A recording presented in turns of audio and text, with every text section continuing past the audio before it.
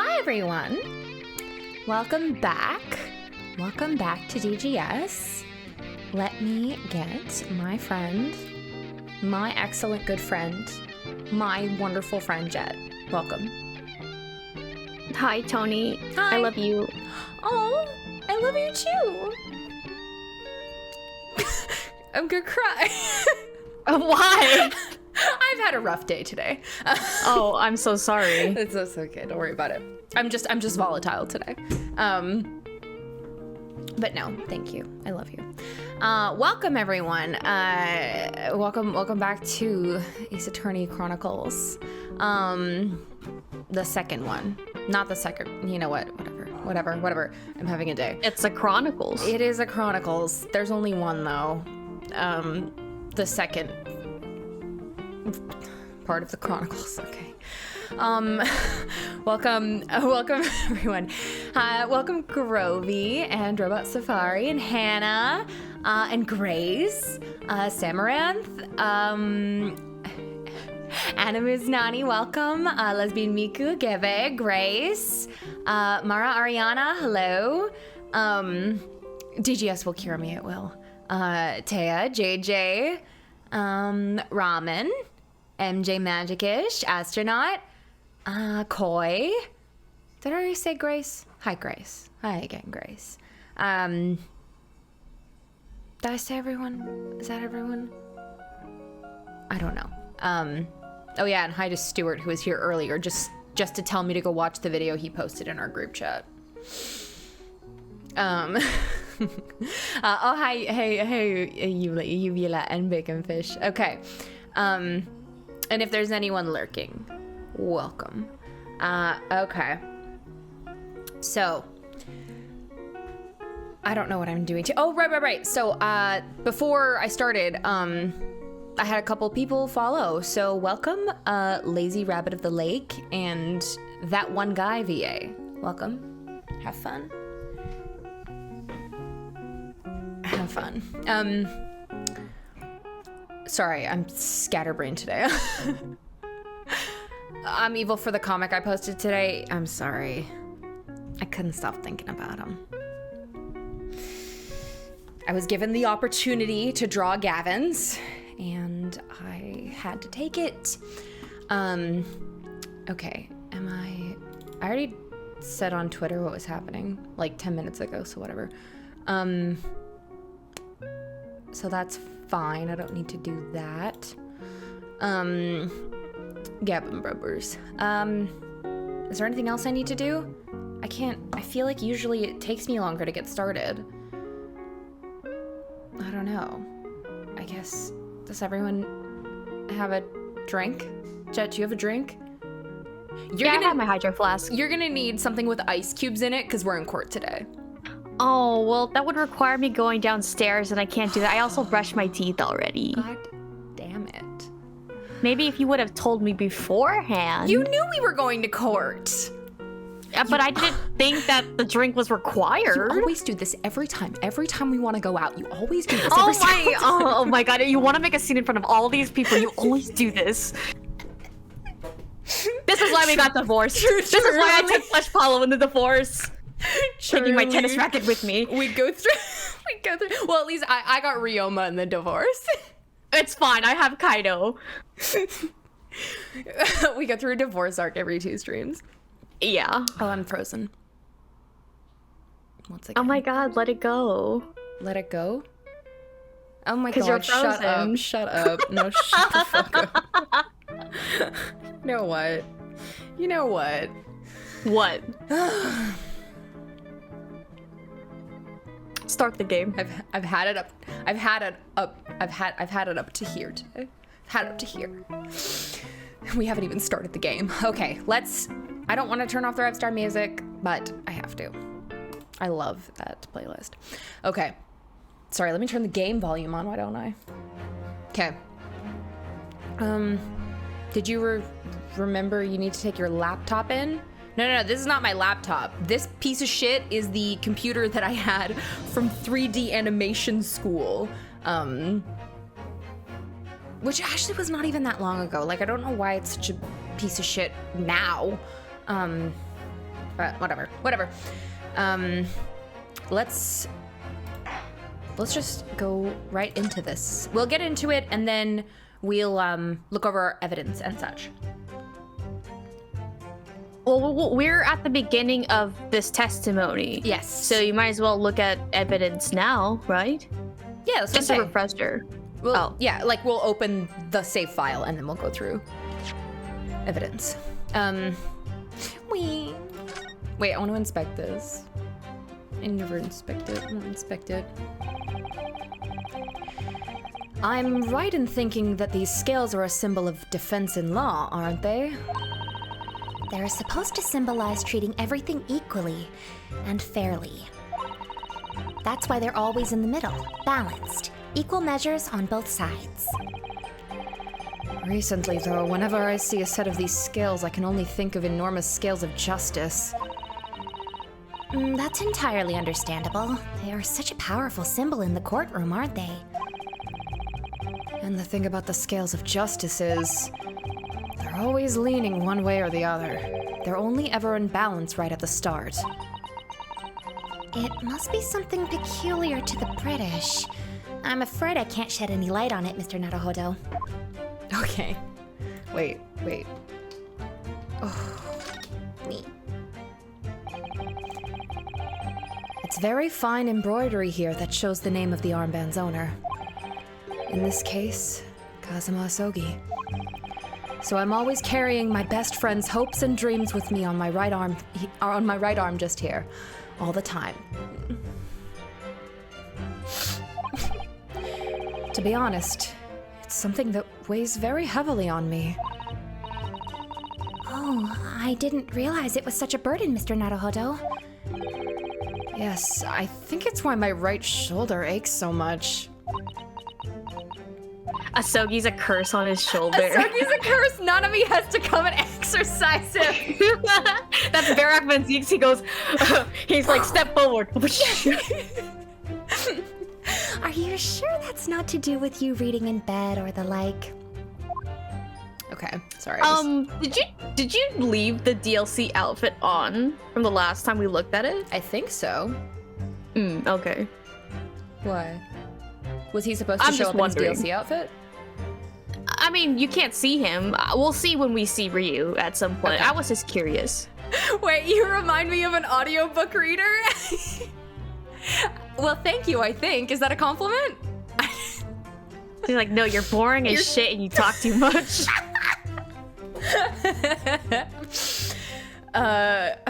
Okay. No, yeah, we're not exercising. I know.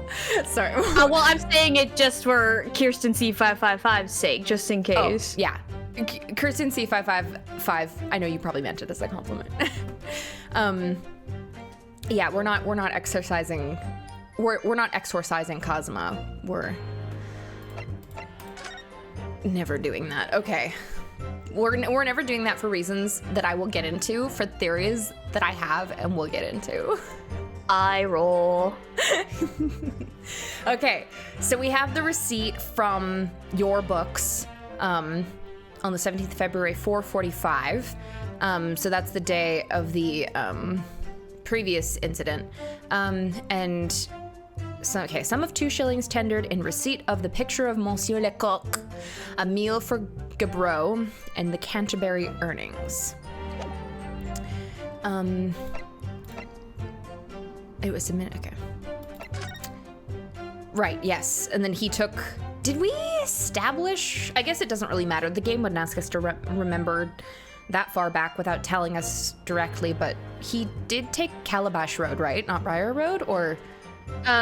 Yeah, because Meerschaum Street had construction going on, but then they were like, it's only like one small yard of pavement, whatever. So like, it was a moot point. It didn't matter. It was the position of the which side of the street the crime occurred on was the difference. That was the big one. Okay.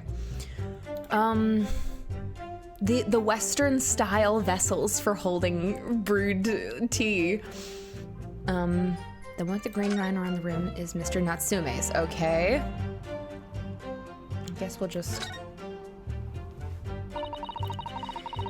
This is the teacup from which Mr. Natsume was drinking. Yes, unlike the other one, the inside of the cup is completely clean. I suppose he must have drunk the contents before the tea had a chance to leave a mark. I always gulp it down too. Sorry, Mr. Naruhodo? Well, if you just sip it little by little, it goes cold. Clearly, Clearly, I shall have to instruct you in the proper way to take tea. Okay, no tea ring on the inside of Mr. Natsume's cup. All right. You know what? Oh, I should add the Asogi copium to my layout.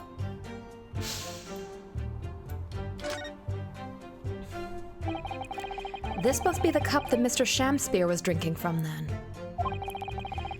It's stained on the inside. Tea does that, I'm afraid. Even green tea. Oh, really?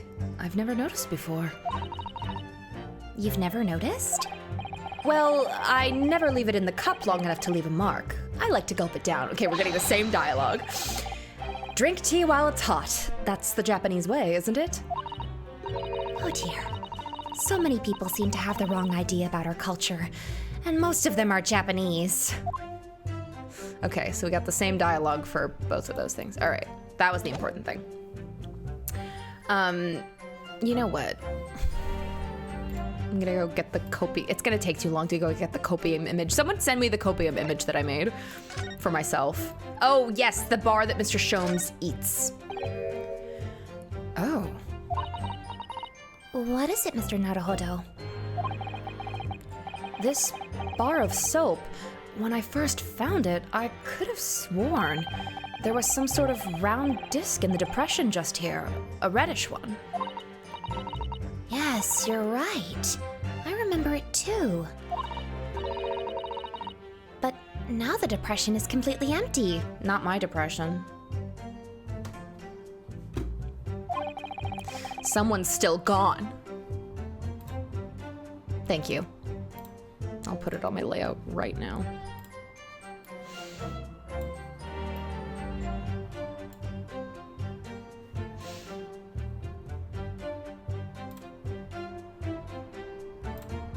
We're starting slow. It's fine. It's fine. Don't worry about it. I just want to put this on because I'm really feeling it. Okay. I don't know where to put this. You can replace Mikotoba. Yeah, unfortunate. Goodbye, sir. We had like 2 weeks with you.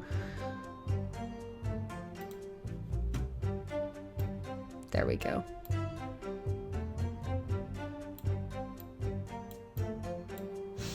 Let's put him behind my camera.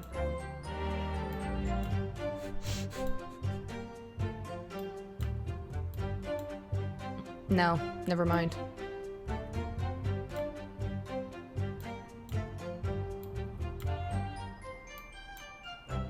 Wait, I'm almost there. I'm almost there.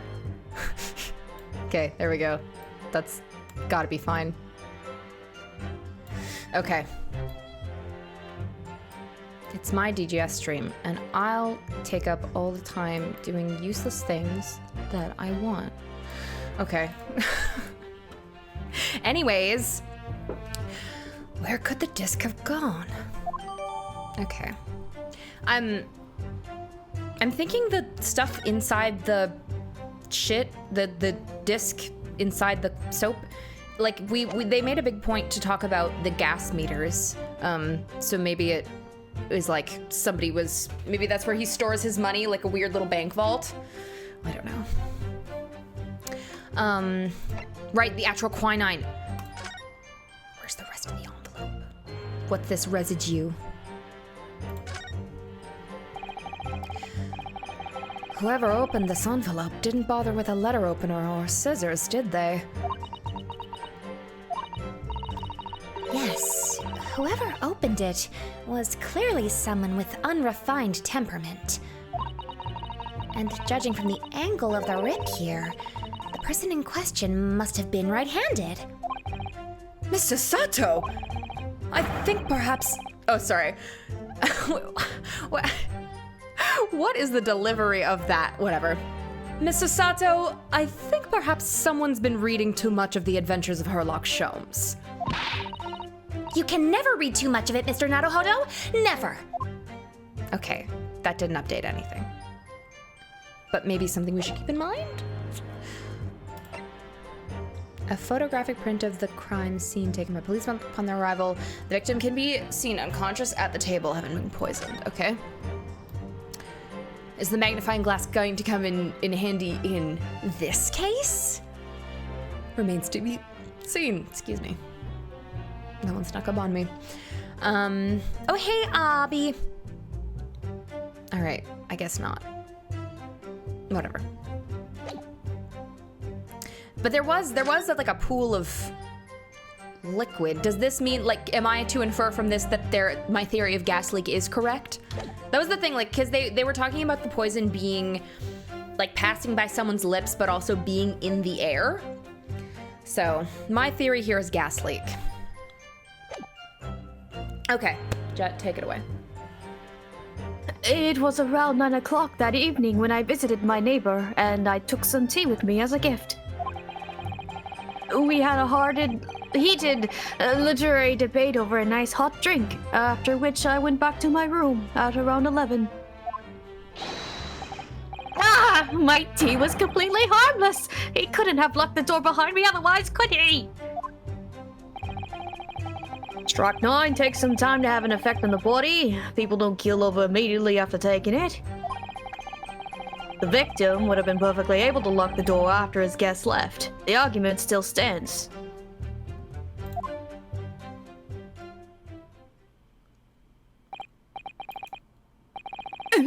Yes, I see. It all seems relatively straightforward. Yay! Yay! He's so cute. Look at Chunosuke! Chunosuke! Oh, he's a little guy. Yay. Also, what is that screen cap from now? Is that now? Did I just do that face? I don't know. Did I do that just now? What is that from? I have no idea. Anyways, remember how I was asking whether or not you're wearing this outfit after you had examined the armband? He was like, "Oh, I always wear this armband. There's no armband on this outfit." Oh yeah, there's no arm. He should the put heavy feeling of his shoulders. Chunosuke is the curse. Chunosuke's wearing the armband, and it's weighing him down. Okay. Excuse me, but that testimony does raise one rather crucial point, I think. Mr. Natsume claims his tea to have been harmless. Presumably, though, the teacups have been examined for traces of the poison, haven't they? Why didn't I think of that? Well, as it happens, no. We haven't been able to. Did I hear you correctly, Inspector? Scotland Yard has failed to examine the suspect. How could you have overlooked something so important? Isn't that the first thing you should have done? Oh, I wasn't finished speaking, but you know. My learned friend is falsely incensed. Wait, did the game do it automatically, or did I? I have no idea. It just went too fast for me to finish the last word. Because I still, the scroll wheel still does that thing, so I can't tell if I did that by accident.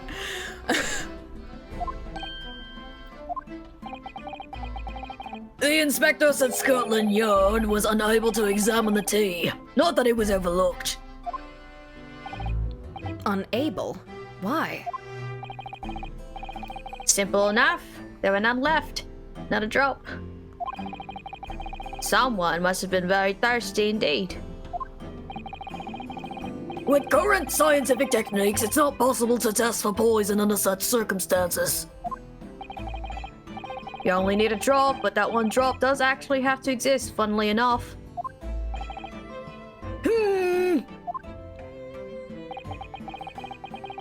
The lack of examination notwithstanding, it appears nothing other than the tea passed the victim's lips on the night in question. I see. Thank you. The matter is clear. Cast your eyes over the jury, my learned friend. What? You can see it in their faces, I'm sure. The recognition of the accuser's guilt. Your client's fate is all but sealed. In mere moments from now, you will lose and your compatriot will be damned for all eternity. I hate Japanese people. I'm so violently racist. I hope I made that clear. I think this guy, Mrs. Sato, I'm getting the inclination. I don't want to point any fingers. I'm getting the inclination this man might hate Japanese people. So Sato's like, Really, Mr. Naruhodo? Mr. Naruhodo. he's right. I can feel all 6 of the jurors looking daggers at me. But I can't let them beat me down. I won't. Counsel for the defense, proceed with your cross-examination. Yes, my lord. Okay.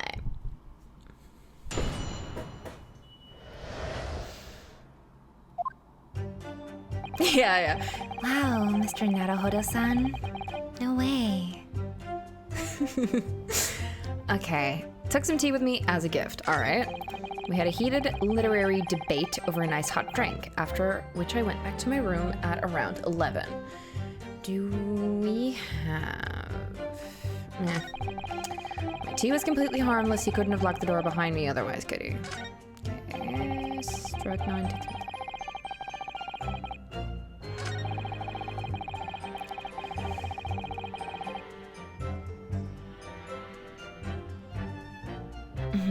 Okay, whatever. I'm just gonna start pressing shit. Hold it! Nope. Alright, I guess that works. How long does it take for symptoms to appear then? According to the coroner, I was speaking to you at the yard about 30 minutes after the poison's consumed. Then the victim suffers violent convulsions, cramping, and stiffness, and eventually dies from the asphyxiation. So there's a 30-minute interval between when the poison is ingested and the onset of symptoms. There seems to be a lot of different types of poison in the world, that's for sure. Oh dear. Death by poisoning again. It's always so awful. 30 minutes is a long time.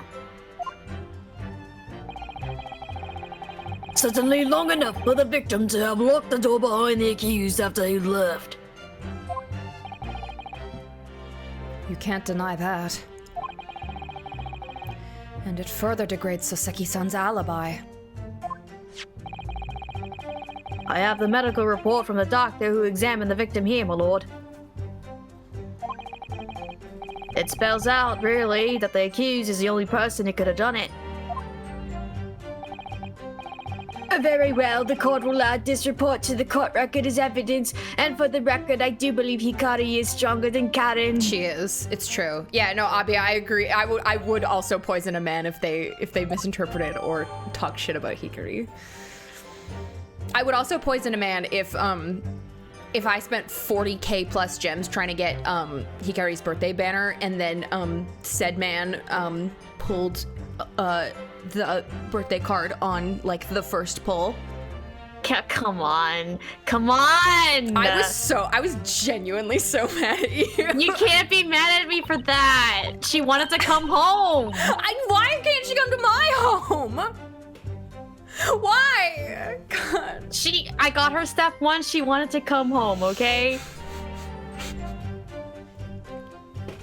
I hate it here. It's so mean to me. Though I did also pull for Romeo Karen after you after I told you that I pulled for Fuliacho. So I guess. Yeah. And I nice. spent all my gems trying to pull for Kiki Jill Banana and didn't fucking get her. I told you to wait and see if Orange pulled for her, and Orange got her. Well, I wanted her. That's the thing. Okay, all right, that's fair. At least we have her for Troop. Yeah, unless one of like we need someone else to get stage girl Yuko. I only care about Seisho. God, she's Only a sleepy bitch. Oh yes, I see it here. Delayed onset of symptoms. Great.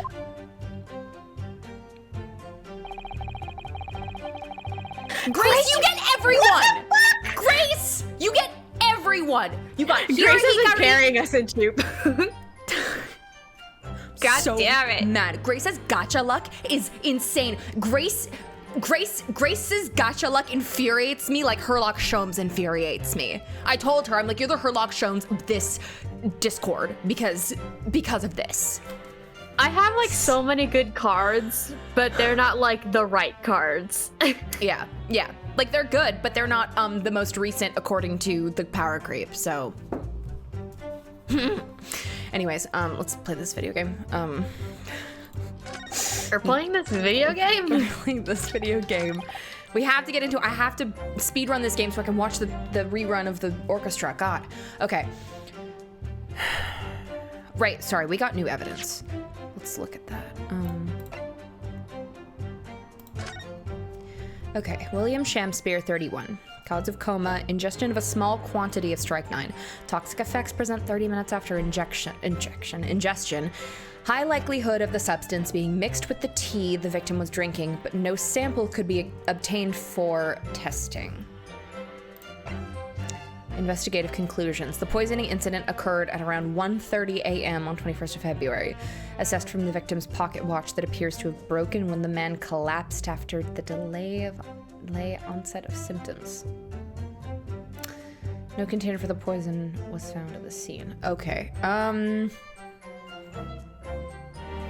That seems weird. That seems like a weird thing to assume. I don't know. Maybe I keep that in mind. Because, like, my brain is like, oh, well, maybe, like, the poison was not in the tea. Maybe he was actually eating soap and it was in the soap. And he was just crazy. Okay. Let's just press. So the report is saying that they drank tea together. Okay. Let's hold it. Were you and your neighbor good friends then? No, we weren't friends. Not at all. Never, ever. A simple no would have sufficed. You're pulling up nothing, King. There's no armband on ya. What the hell? It's the ghost. It's the actual curse. He's pulling up Asogi's hand on his shoulder. Then, why did you decide to pay him a visit? Mr. Shamspeare fancies himself as having a great literary knowledge. As a fellow scholar of English literature, we find much to talk about together. Come now, no nippies can understand the finer points of English literature. See, Mr. Sato, did you hear that? See, I don't know, I get a vibe from him. And on the night in question, that was the topic of conversation as well, I presume? Goddamn frozen again. I'm about to start doing the Phasmophobia ghost thing where I'm just like, right in everyone's ear. Okay. I'm so happy I was not playing long enough to experience that. Yeah, it's really scary, especially if you're playing with both headphones in. Okay. It was the day of my last trial when I was acquitted. I just arrived back at my lodgings. No maidens. No bitches. No maidens. You're a maidenless, you learned Nipponese. No wenches. No wenches. When I ran into Mr. Shamspeare outside on the street, that was around 6 o'clock.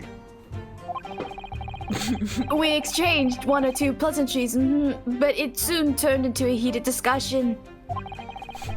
He was on his way out at the time, though. So I promised to visit his room that evening at 9 to continue our debate. But did I have ill intentions?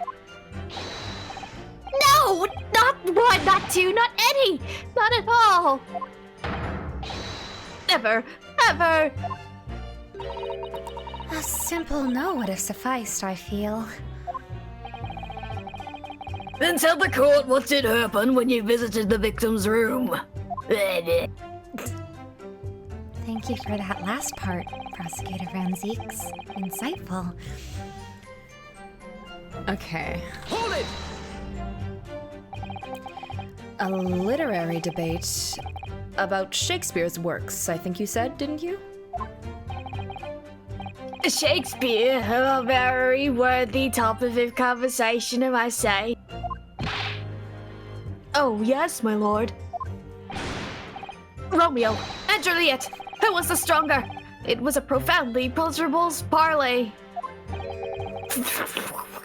Romeo and Juliet, I can't fucking read tonight, that's why I keep making these weird noises.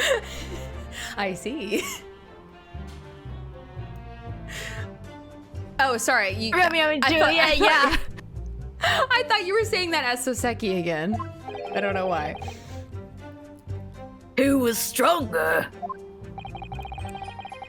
I know I'm going to regret asking this, but how did the debate go? Well, we both agreed that we would reach a conclusion more quickly with the reenactment. So we battled it out, in a Greco-Roman style, naturally. What? Mr. Shamsphere had all sorts of costumes in his room for just such a contest. So, when you say reenactment, you mean you were actually in costume?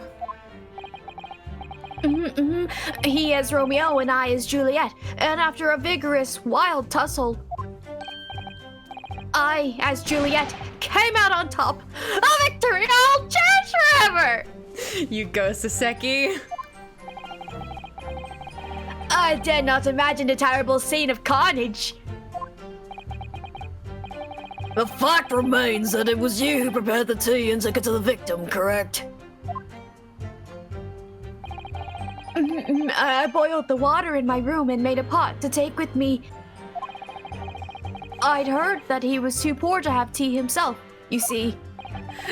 Soseki and Shamsphere dream blunt rotation. True. It's true. There were no signs of any tea leaves in the man's room. I wanted to do something nice, to be friendly. So why is everyone looking at me with such suspicion? Sorry, Soseki. My tea was harmless! Of course it was! Sorry, guy. And do you have any basis for that statement, witness?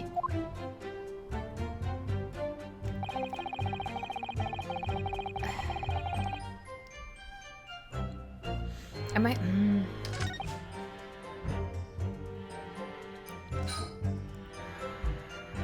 Okay, I went back to my room at around 11, but it takes 30 minutes for... Yeah, he went into his room at around 9 o'clock. He took him... Yeah. It takes, what, 30 minutes? That's what we said? God damn it. Okay, so he died at... Or, not died. He didn't die. Okay, the poisoning incident occurred at around 1:30 a.m. and it takes... Oh, where did we see the thing about the poison?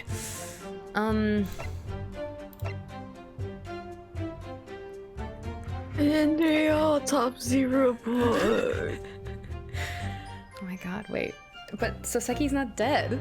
Why does he sound like a ghost? Okay. He's helping you understand.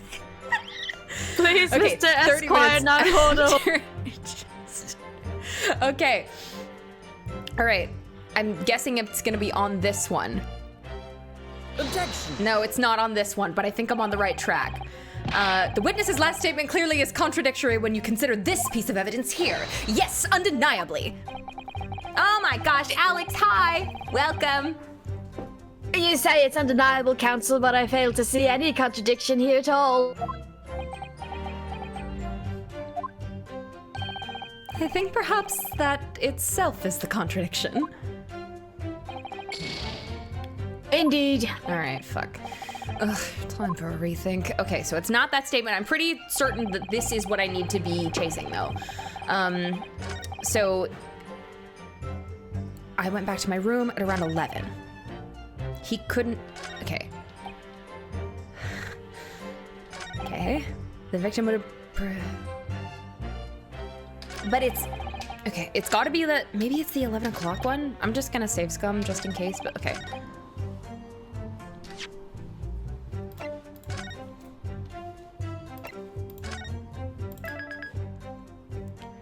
Okay. Okay. I think it's gotta be this one probably. Let's try that. Objection. Haha. Okay, there we go. Which statement did you present it on before? The previous one where he said he went there and brought tea at 9 o'clock. So I was like, okay, if he brought tea at 9 o'clock, then we have a time for the tea and we have the tea in the statement. But like, I guess it's saying if he left at 11 p.m., there's no way that he could have like been, that's nowhere near the time of the poisoning. So yeah. Mr. Natsume, you say it was 11 p.m. when you left to return to your room, correct? Yes. And Inspector Gregson, can we rely on the information in the medical report unconditionally? Of course we can. There's no problem with that report, Sunshine. I love this pose because every time I do it, I just hear, so we agree that this is your toothbrush. I just like it. I just like Ryu finally lawyering people and getting them to admit things. Actually, I think there's a very big problem. Because there's a chronological inconsistency between it and the defendant's testimony. A chrono what? What are you on about? According to this report, the victim must have consumed the poison at around 1:30 in the morning. And yet, the defendant, Mr. Natsume, left the victim's room at 11. Ah! Yes, that's right. Ah, indeed. There's more than 2 hours of missing time there.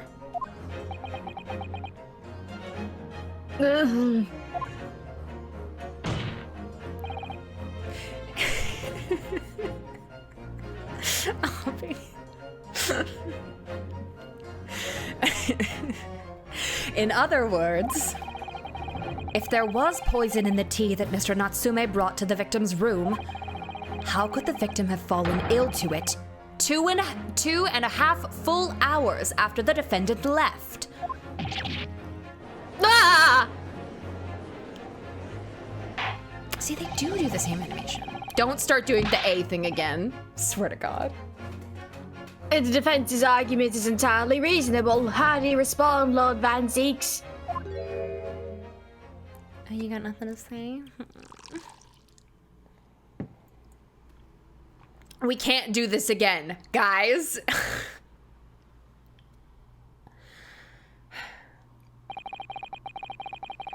Pray forgive the discourtesy if my mind has wandered. Cotton, hi, welcome. I was considering what cuisine would best complement the contents of my hollow chalice at this luncheon. How could it have happened, you asked? Sorry, I'm now just thinking about Van Zeeks with with like an oversized T-shirt that says Brunch Squad.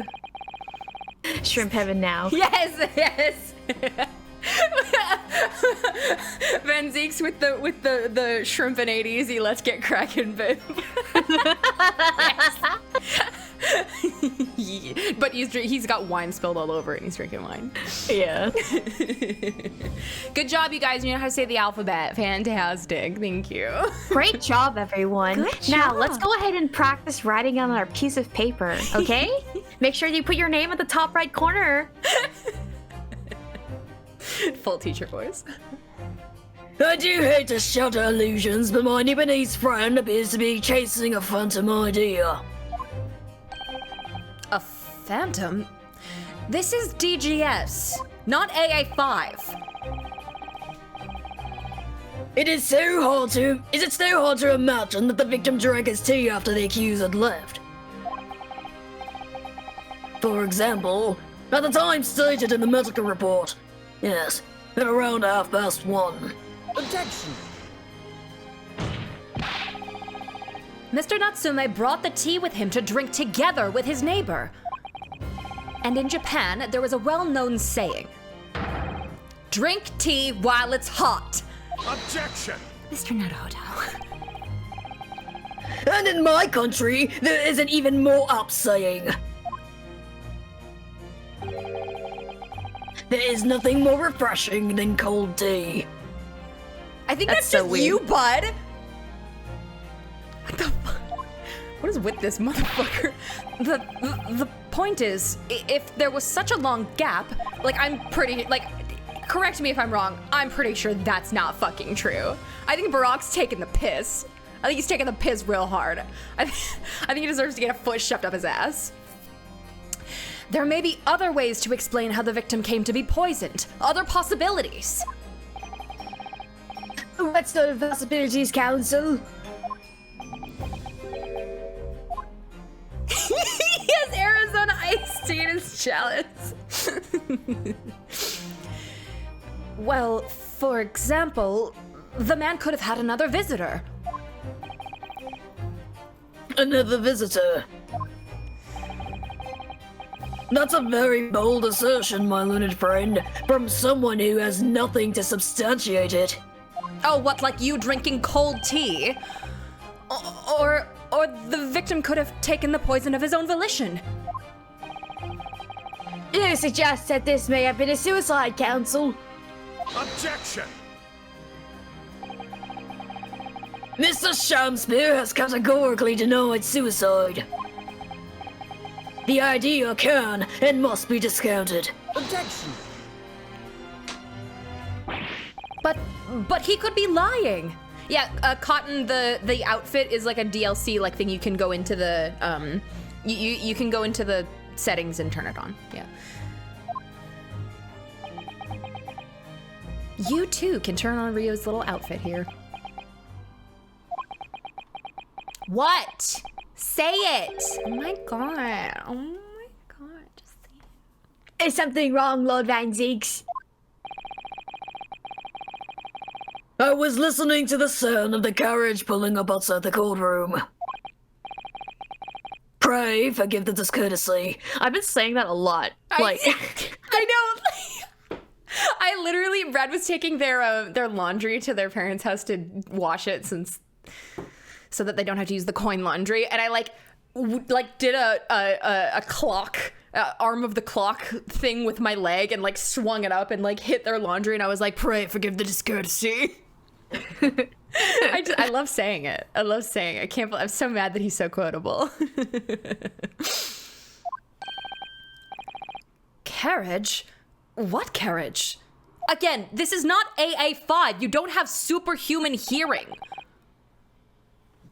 It would seem that the key player in this case has just arrived.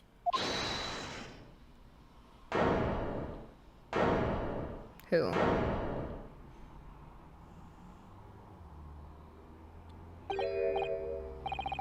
Oh, there we go. What voice did I do for him? it was like, yeah. Brief candle, life's but a walking shadow. A poor player that struts and frets his hour upon the stage, and then is heard no more.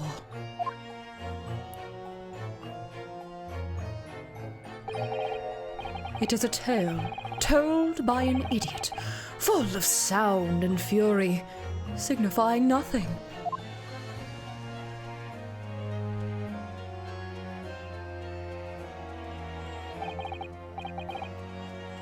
Who's are you? William Shakespeare, my lord. Alas, 'twas I, undone by these bitter events. I am the victim. What? What's he doing here?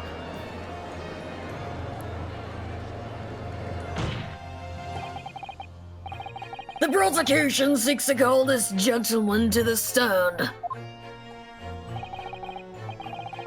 With this testimony, my learned friend's future resistance will be utterly crushed.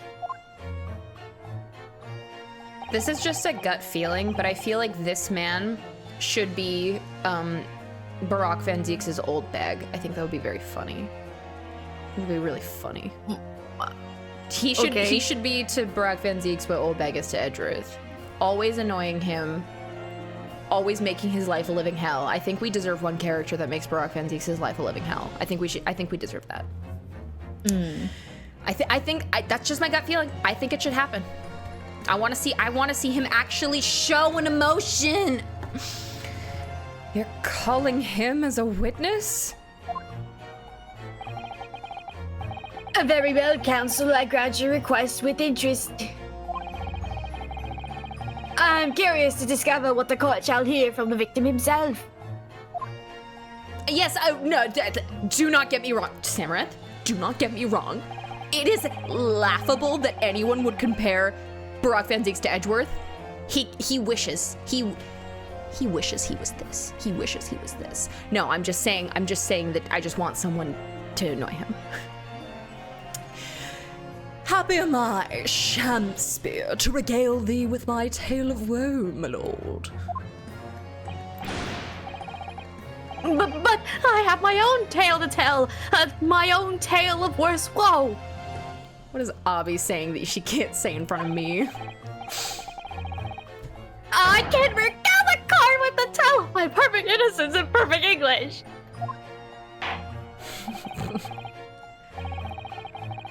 That will do, Mr. Natsume. Let the call hear now from the victim. Yeah, you guys got a free plush companion sighting. That one was on me. Aha, this guy. All right, so that's Mr. Shakespeare. But who's that other man beside him?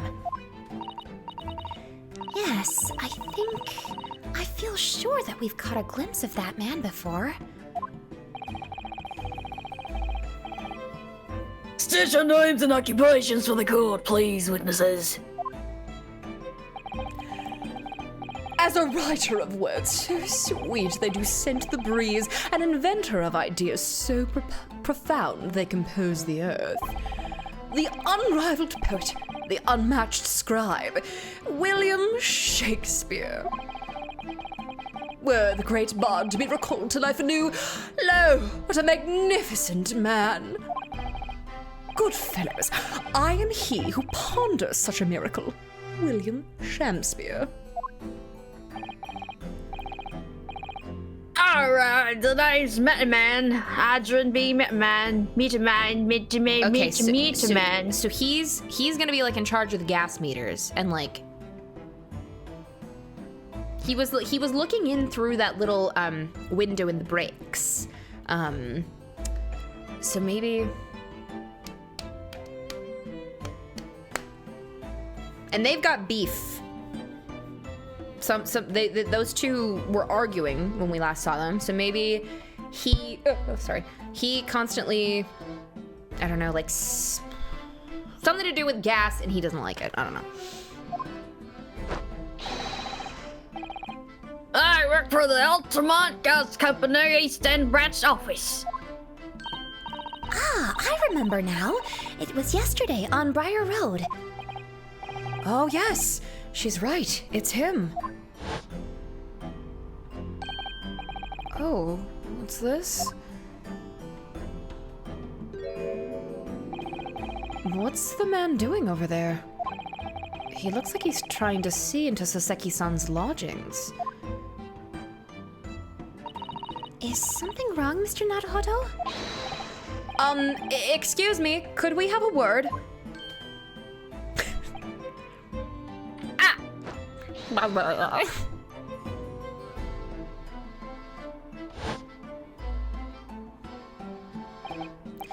Yes, we spotted him outside Mr. Garradeb's house that morning.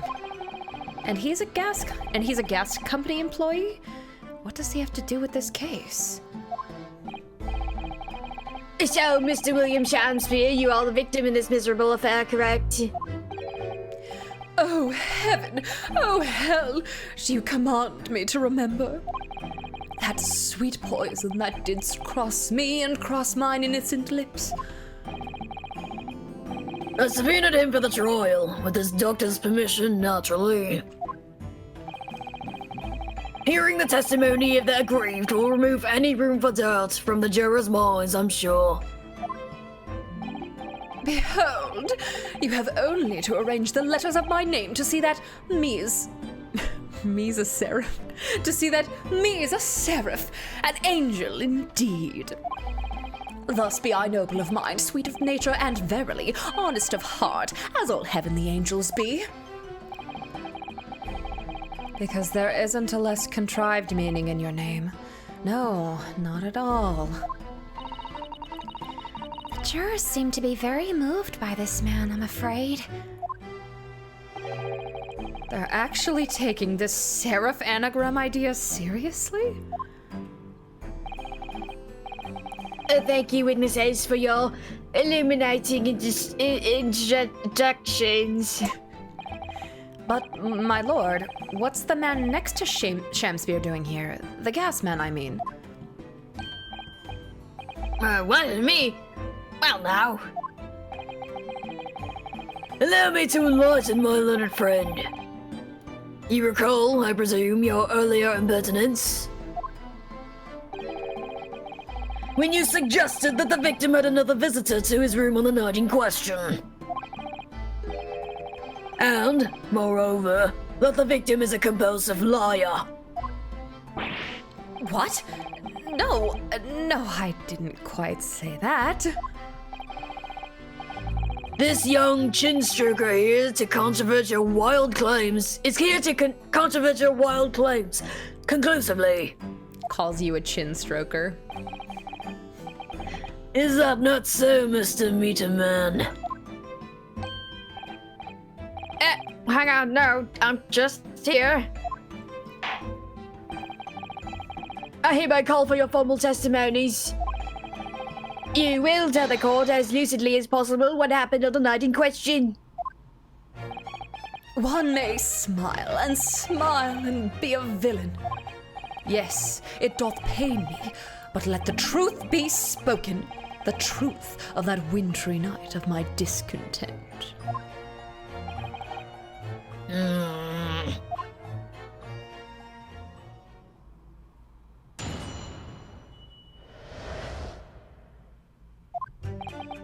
The snow lay about. My neighbour did cometh in the evening, bearing a gift of tea.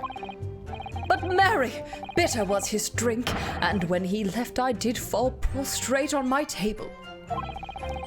'Twas the tea alone did pass my lips that late hour, not else. I was outside the bloke's window in the freezing cold all night, keeping an eye on his room. Why?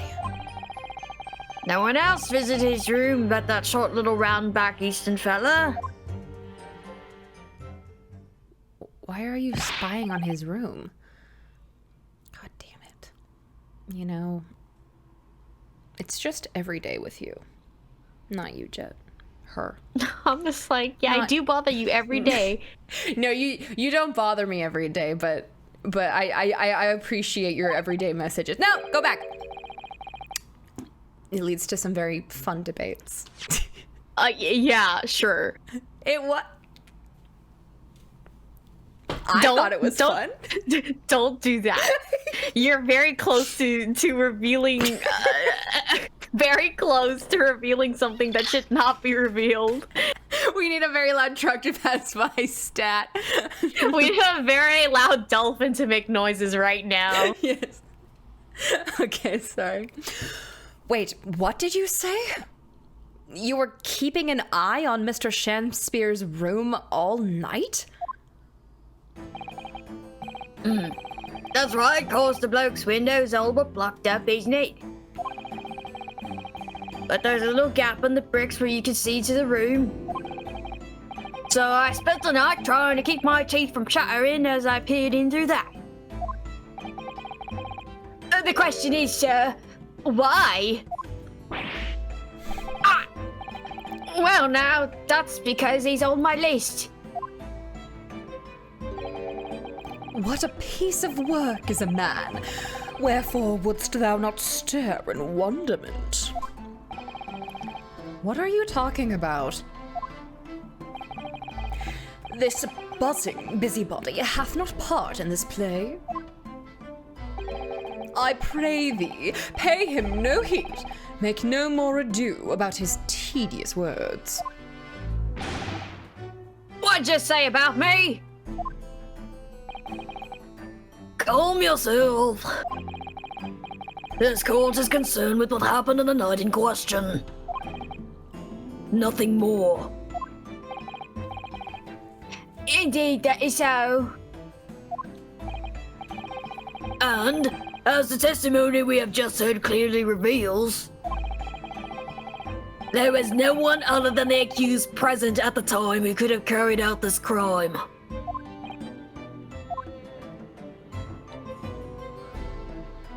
I don't remember the voice I gave her. Well, I believe this may be the final testimony of the trial. And now, counsel, the defense may proceed with the cross-examination. Yes, my lord. Okay.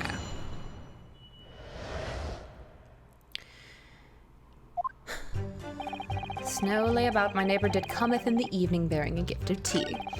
But Mary bitter was his drink, and when he left I did fall prostrate on my table. 'Twas the tea alone did pass my lips that late hour, not else. Freezing cold all night, keep an eye on his room. Why? Hold it! But the windows of that house have all been filled in.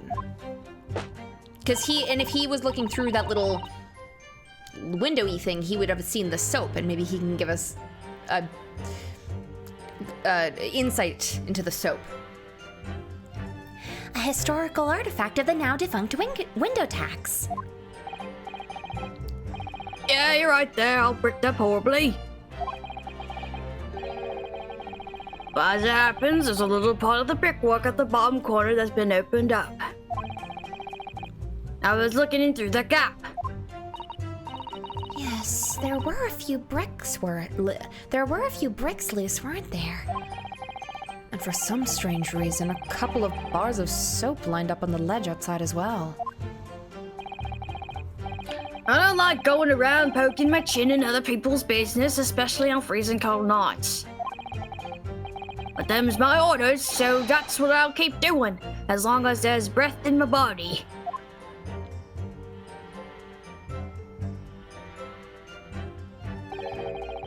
What's with all the theatrics today? Out of interest, Mr. Meterman, after the accused had left and returned to his own lodgings, did you see the victim leave the room at all? No, he never left. That was in the room the whole time as far as I'm concerned. And we can therefore discount the possibility of suicide. How can you be sure of that? The police carried out a thorough investigation of the scene and found no receptacle for the poison. And since we know the victim didn't leave his room, and hence didn't dispose of the poison's container himself, it's clear that this was no attempted suicide. Only the culprit could have removed the receptacle. It's the soap!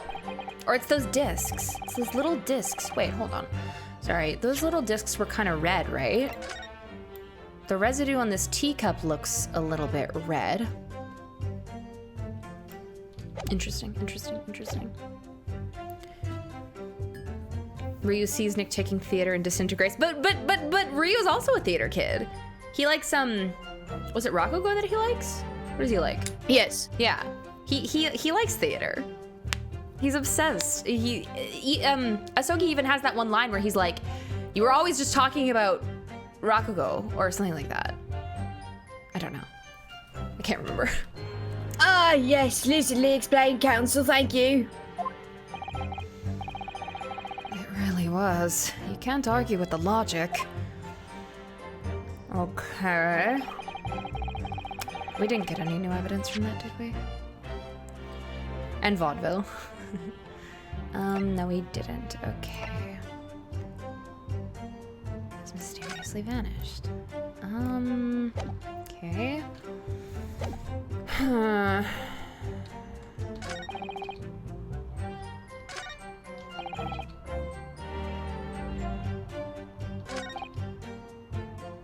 Why was it bitter?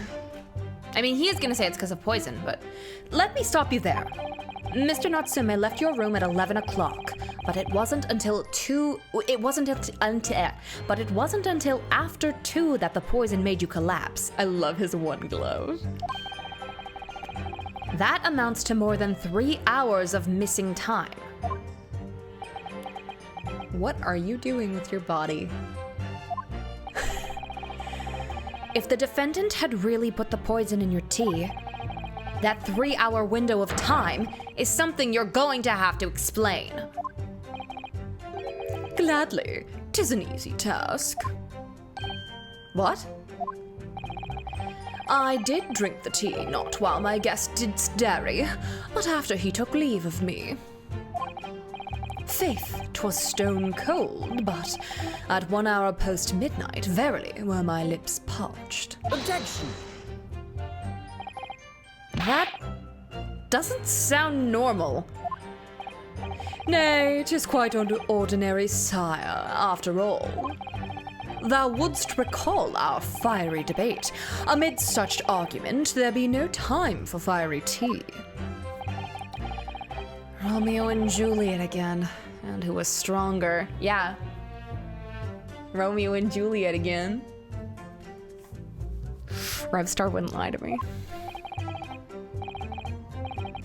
Mr. Sharpspear and summary, allow me to confirm. Did you not come here with the intention of naming your attacker? But of course, my liege. 'Twas the stooped lover of words did attempt to shuffle me off this mortal coil. Ugh, we all know what that means. Okay. Hold it! So, you didn't have any kind of evening meal? Dinner? Supper? Fie on luxury, fie on gluttony. To eat thrice daily is but a waste of time. Sorry? I would that my belly were full, no more of... What are you doing? I would that my belly were full, no more oft than the sun doth rise. A well, most heroic eating habit, I must say. Night and day do I fill my hours with learned study of the great bard and playwright. Hence is that there doth not in my chamber be... Hence is that there doth not in my chamber be even the costumes of mine art. That would appear to be the case, as even a rodent was found starved to death in your room. Now I think of it, it's not just food that was conspicuously missing from that room, is it? I don't recall seeing a single play or script anywhere. For I have devoured them all. Interesting. You've eaten them? Every word be within my skull. Didst thou imagine otherwise? Right. That wasn't misleading at all. Now, could you turn around, do you think? Which brings us to the conclusion that the only way the poison could have passed the victim's lips is in the tea.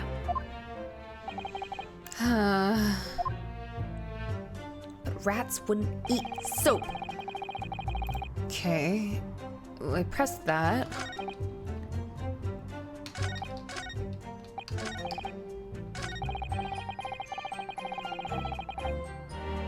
Did I press this?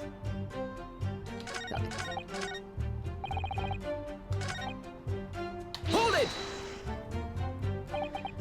You say a short little round-backed Eastern fella. So you can't be sure it was the defendant then? Objection!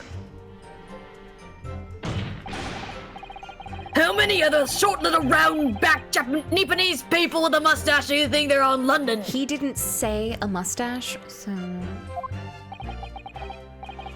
Well, of course, it's a narrow gap, and it was quite dark, so I didn't notice the mustache. Yes, he didn't say the mustache. But he showed up around 9, so I'm pretty sure myself. No, this is what we gotta... And when the person you saw arrived, did he and Shakespeare drink tea together?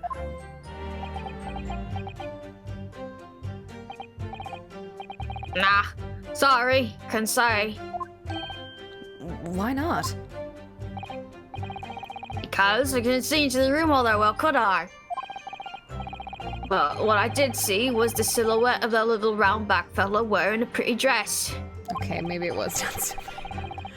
Then the pair of them started some kind of wrestling match. I tell you, didn't know what to make of it. Uh-huh. I suppose that was the Romeo and Juliet championship battle getting underway. Mr. Meter Man, allow me to confirm one final time.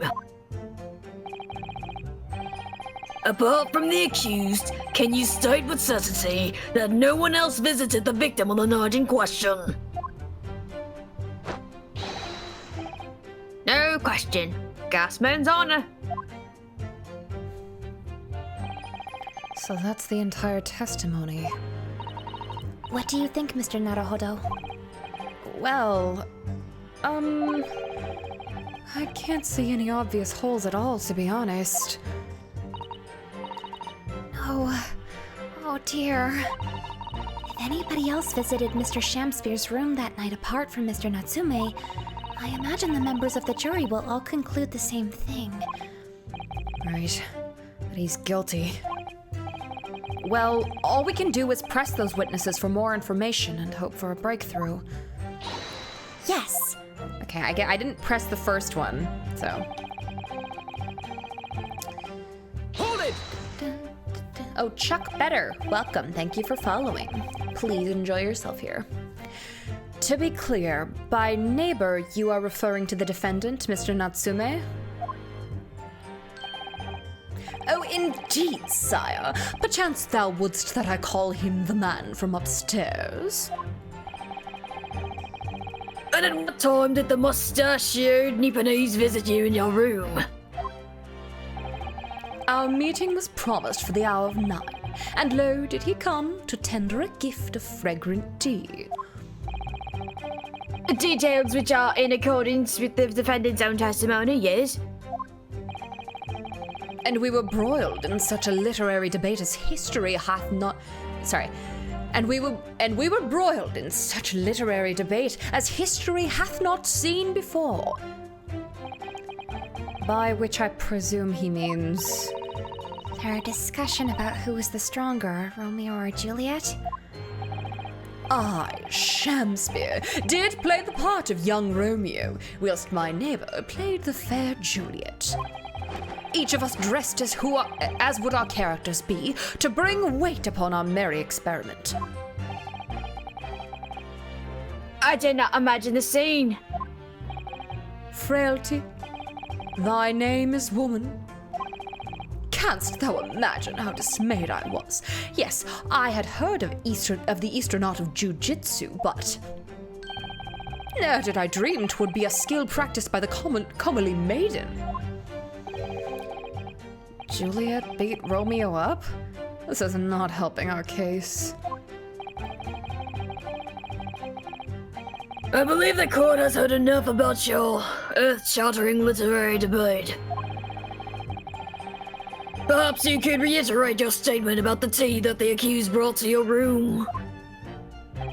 My liege, I am thy servant. Gladly I would do thy bidding. Okay. Oh, so it was like a press everything kind of thing. Yeah. Who? Okay. No, I. My lord!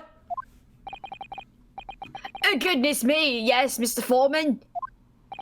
I kept my mouth shut and listened up to now, but this has gone on long enough. Are you all with me? Yes. Yeah.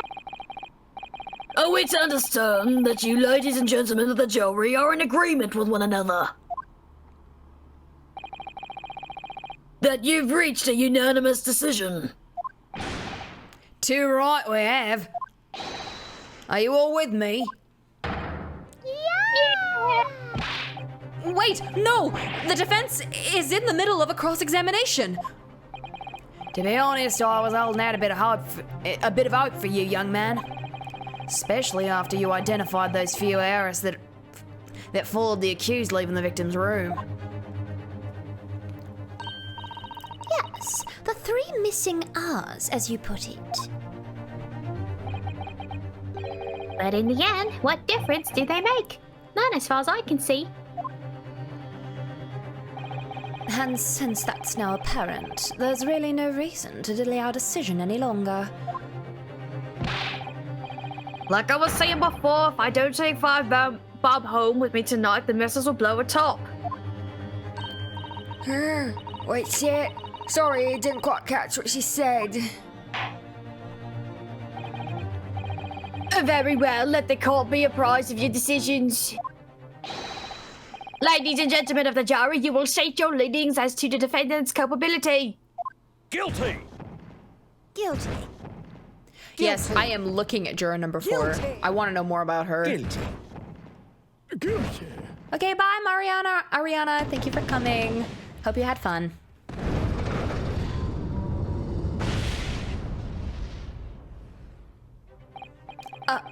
All of you? Well, it would appear that the jury is indeed unanimous.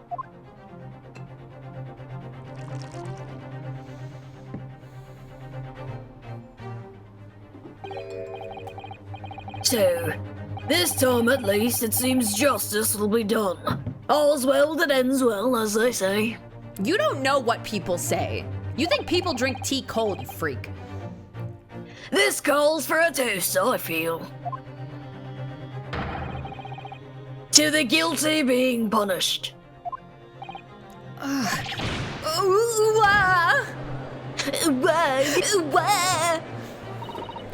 Get up, Mr. Naruhodo, please!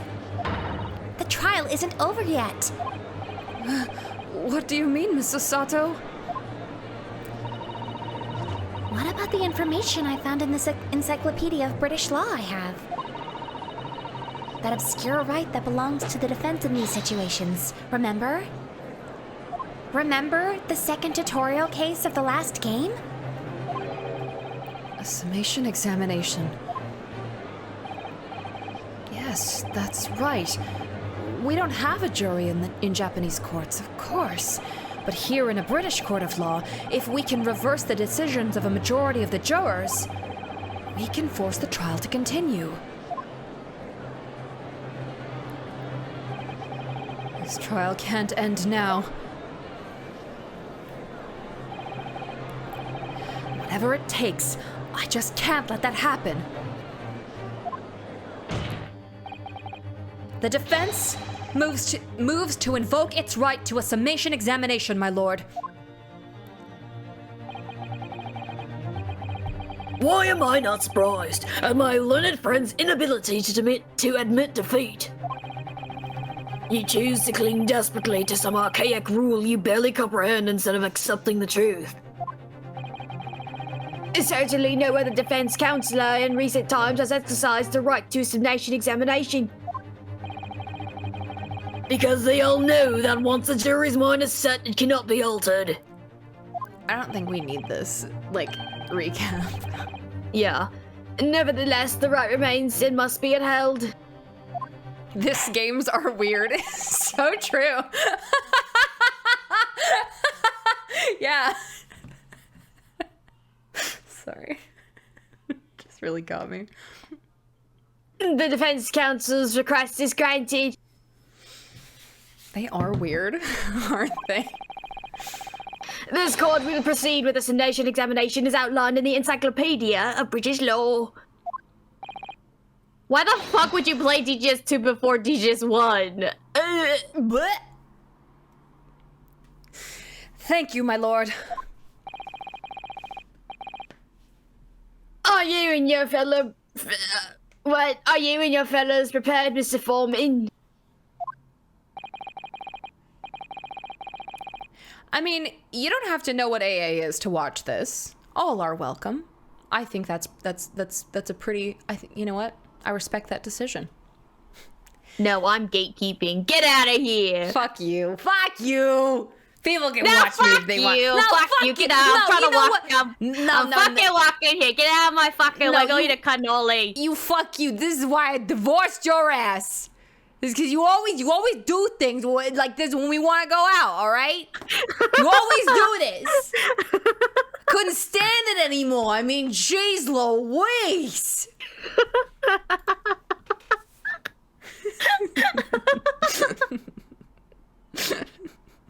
We're just making everyone witness to divorce part 7.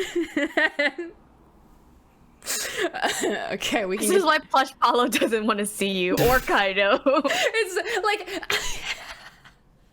I imagine Ryoma's face is exactly what Plush Paulo. Like I'm holding Plush Paulo like I'll take him, and he's like, no, I don't want to go. I don't want to go with him. I don't want to go. Oh, she saved me. Okay, I'm sorry. We're talking about Prince of Tennis now. Okay. Believe me, my lord, we know all about this young lad's tenacity. And we're ready for it. Very well. In that case, ladies and gentlemen of the jury, I hereby call upon each of you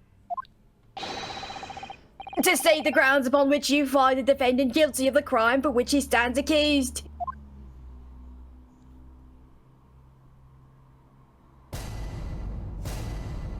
All right. Here we go. The jurors' contentions. The victim may not be well off, but he's a noble man and straight up. There's no reason to doubt the man. Well, I do declare the good gentleman has no reason to lie. In fact, I think he's rather splendid. Just look at the accused by comparison. He's Japanese, stoops all the while, and has a mustache. Very fishy. There's no evidence to suggest the gangling act as a fraudsman. For now, at least. I really don't care. Like, I just need this trial to end quickly. I don't give a shit. I ran out of fucks to give. 3 hours of missing time is nothing when you reach my age, you know. Nothing at all. Jared number 6, where did your accent go? I forgot it at home.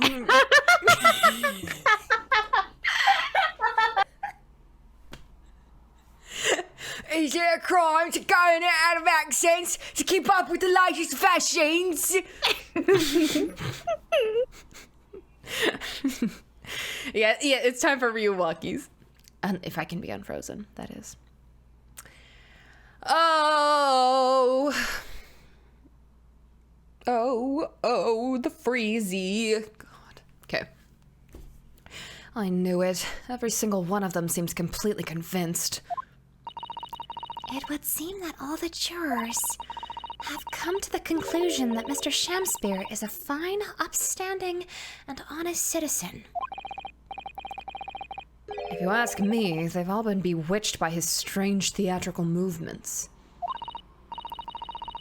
And sadly, nothing Mr. Natsume has said appears to have registered at all.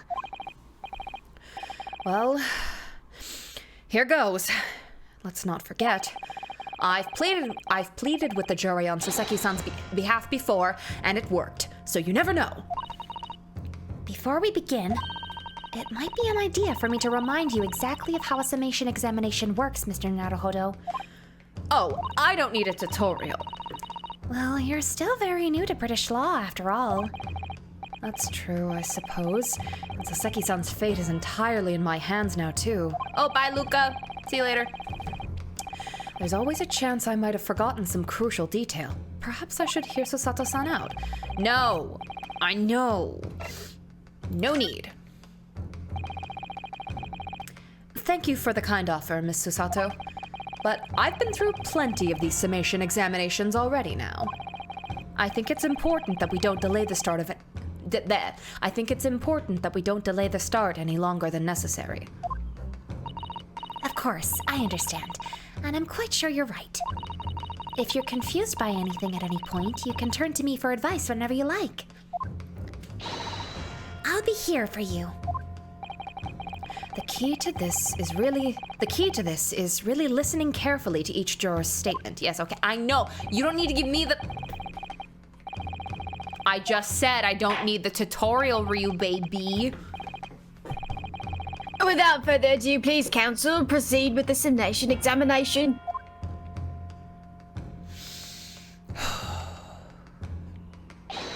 Yes, my lord.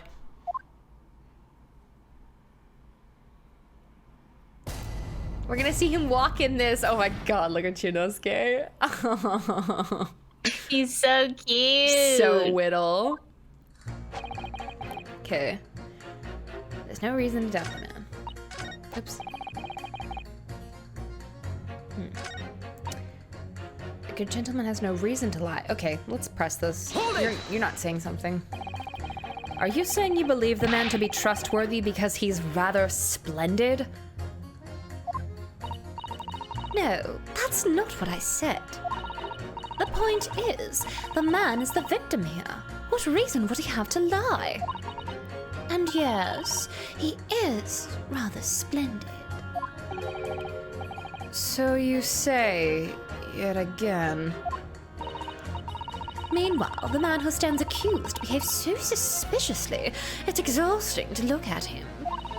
I'm afraid he's not splendid at all. Splendid logic there, madam. Thank you so much.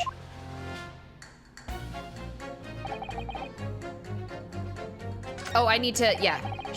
Okay. She seems like she could be convinced. Hold it! A fraudsman? What do you mean by that, madam?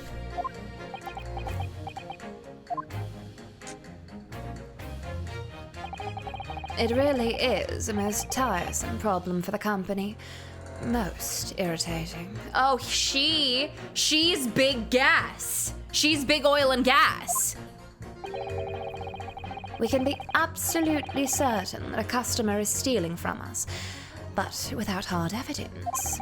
We can't even threaten to take action for fear of being sued. I'm sorry, you've lost me a little there. Who are you? I'm the wife of Augustus Altamont, owner of the Altamont Gas Company. Good gracious, ultimate gas, you say? Yeah, we all know that Ryu gives me secondhand anxiety. It's a common thing I see. Gas is the future of energy in this country and around the globe, but proper handling is essential. As I'm sure our employee from the East End branch office would be the first to agree. Absolutely, Lady Quimby, gotta be used to properly. Ultimate gas is the best in the world, of course.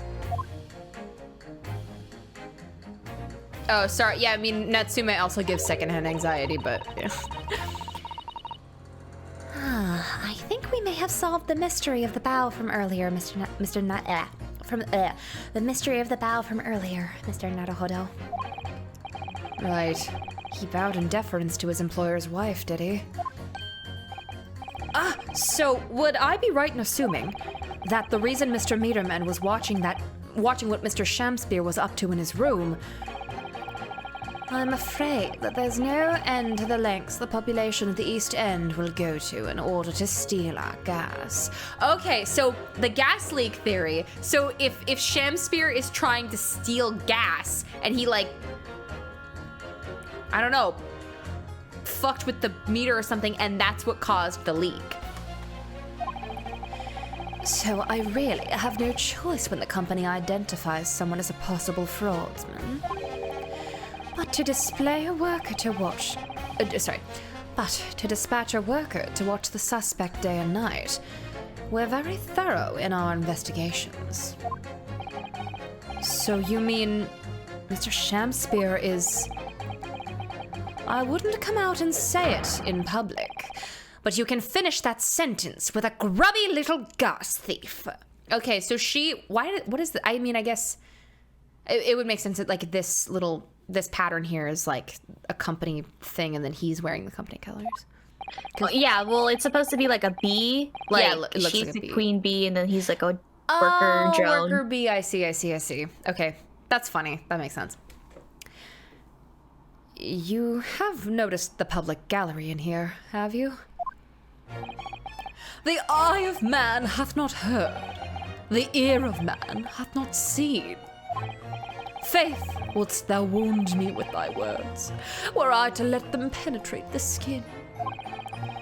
But seraphs hear not insults, only choirs of angel and song. We may not have evidence yet, but my workers won't stop buzzing around you until they find it. And when they do, you'll find yourself blasted back to your angelic heights in an Altamont gas explosion. So Mr. Shamspear has been stealing gas. I wonder, juror number 4, if you wouldn't mind adding that information to your statement? My pleasure. Was it the bit about ripping that thief apart you enjoyed? A little before the part about abject violence, if it's not too much trouble. Yes, of course. This could be it. This could shift the balance. Okay. The victim puts on a fine performance, but in reality, he's a common thief of my company's gas. I feel like... Okay, this is gonna... Okay, it has no reason to lie.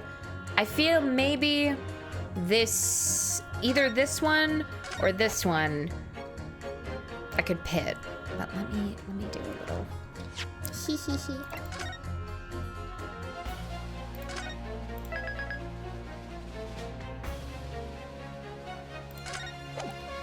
Okay.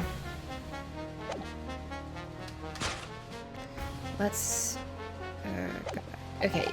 Sorry.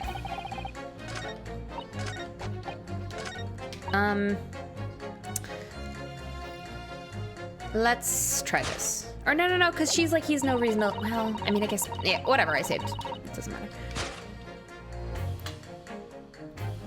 Objection! No, the music! Those two statements are fundamentally at odds with one another. Okay, whatever. All right. Okay, no, stop. Where was I?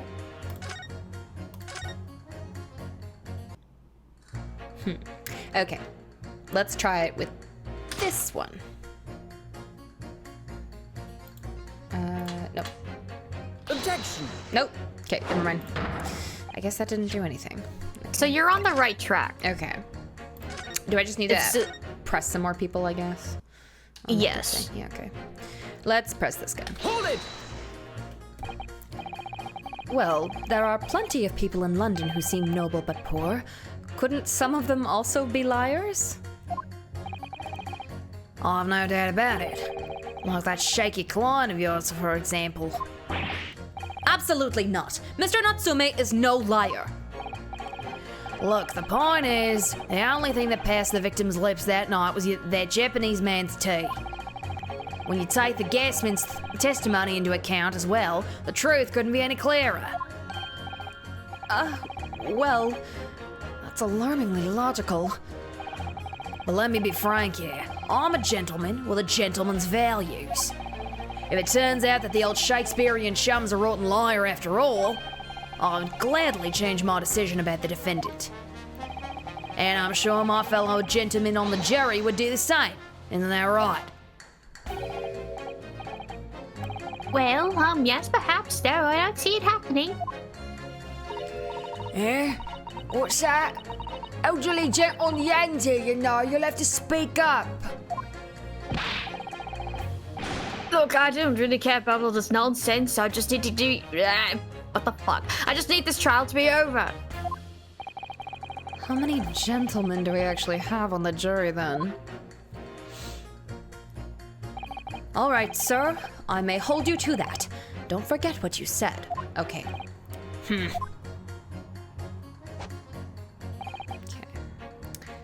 Hold it! Oh, no, stop. No, god damn it. I didn't want... Will you stand by that statement? What do you take me for? I'm a gentleman, sir. I'm a man of my word. So let me be perfectly clear about this. If it turns out that the old Shakespearean chump is a rotten liar, Oh, goodness gracious, no. Not all the way through again. Okay. All right. All right. Okay. It's R. There we go. Objection! There we go. All right. Those two statements clearly contradict each other. Good gracious, two statements to your fire counsel. Juror number 1. eh? What are you yelling about, lad? Oh, the walk! Wait, I want to see Chunosuke. Turn. Come around. Oh my god. Wait, is Chunosuke doing the thinking pose too? Oh no, he's just standing there. I thought Chunosuke was doing a little... Wait, no! He's turning his head too. Oh, he's got his little hand on his hip. Oh, that's so cute. I presume you've heard juror number 4's statement, made by the wife of the owner of Altamont Gas. Well, yes. The victim, who you claim to be a noble, straight-up man, in fact turns out to be a common thief. So the good lady says. Well, there's no evidence, is there? You and I both heard him say as much. It's true, we don't have evidence as such, just yet. But the claims aren't baseless, you know. What? You heard me. Seeing as his operation has already been compromised, I would suggest the court hears testimony from our East End branch office employee over there. I'll do whatever you say, my lady. Gasman's honor.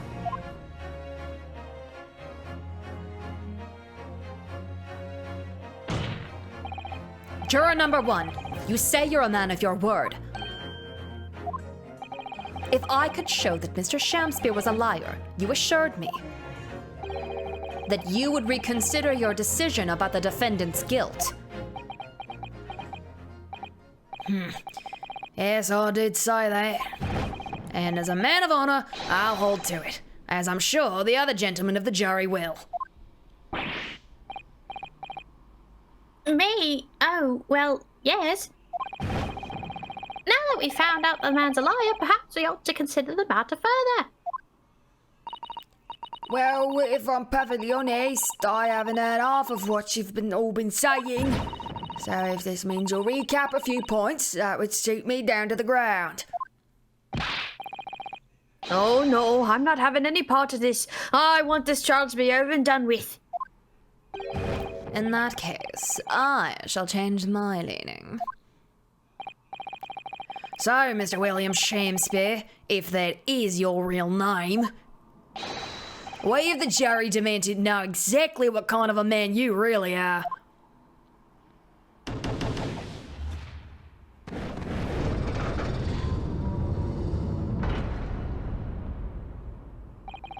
That's 4 jurors. 4 for not guilty. Yes, Mr. Naruhodo. Victory!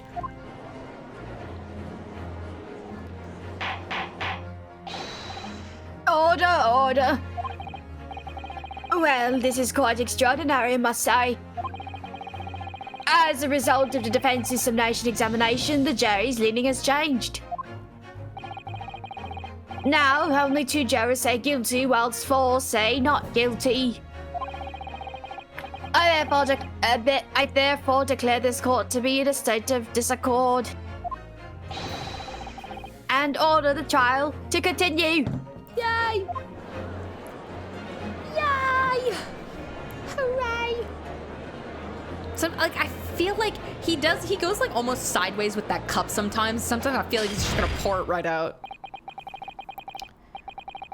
You have spoiled the bouquet, Mr. Shamspeare. Oh, thank you, Cotton. Good job to both me and my friend Ryu. My good friend, Ryunosuke Naruhodo. The ladies and gentlemen of the jury now find they are unable to trust you, the victim. But you gods will give us some faults to make us men. So God mend me, I do swear.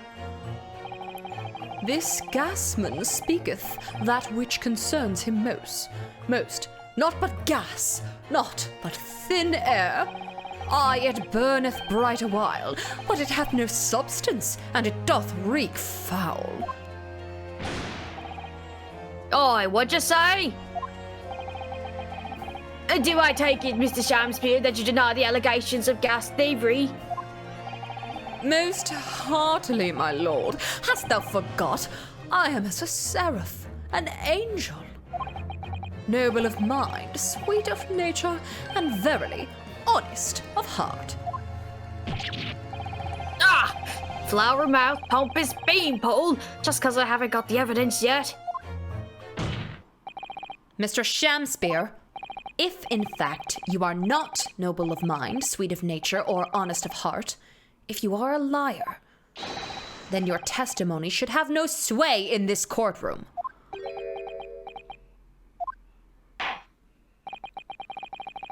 It is my considered opinion that at the present time no other possible culprit of this crime has been identified. All testimony heard by the court thus far heavily implicates the defendant. Bye, Kirsten C. Thank you for hanging out. In short, it would not be unreasonable at this stage for me to rule the case. Oh no. However, in light of the fact that the jury has expressed concern about the fidelity of this witness, I believe it would be inappropriate for this court not to pursue the point further. Objection! I assure you, my lord, that would be a waste of the court's time. The gas and this case are unrelated. Juror number 4. Yes. Didn't you say before that although you had no hard evidence to prove this man has been stealing gas, you have strong grounds for suspecting him? That's right, we do. Don't we, worker? Absolutely, Lady Quimby, gasman's honor. Very well then, we will hear your testimony now. You will tell the court precisely why you believe the victim, Mr. William Shamspeare, has been stealing gas. Yes, my lord, it'll be my pleasure. On the ultimate If I may, my lord. Go ahead, madam. This worker's testimony may have a significant bearing on the good name of my husband's company. Therefore, I should like to take the stand alongside him in a supervisory role, if you wouldn't mind. Wahoo! Yeah, sweet as honey. Yeah.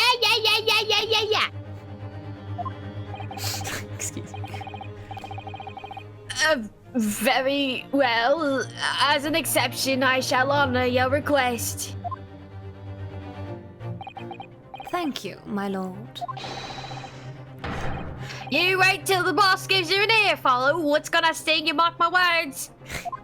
Get you a hype man like this. So, you will both testify before the court on the subject of the illegal consumption of the Ultimate Gas Company's fuel. Consumption. He said it right there. He's drinking gas. Yes. Is that clear, my good man? Clear as Ultimate Gas, my lady.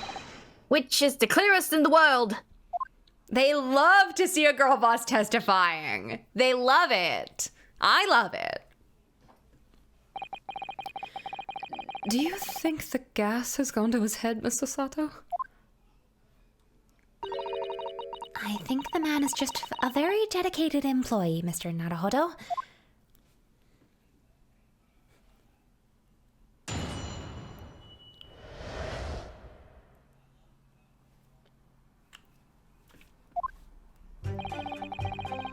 I'm proud to be the company's East End branch investigator and meter money collection agent.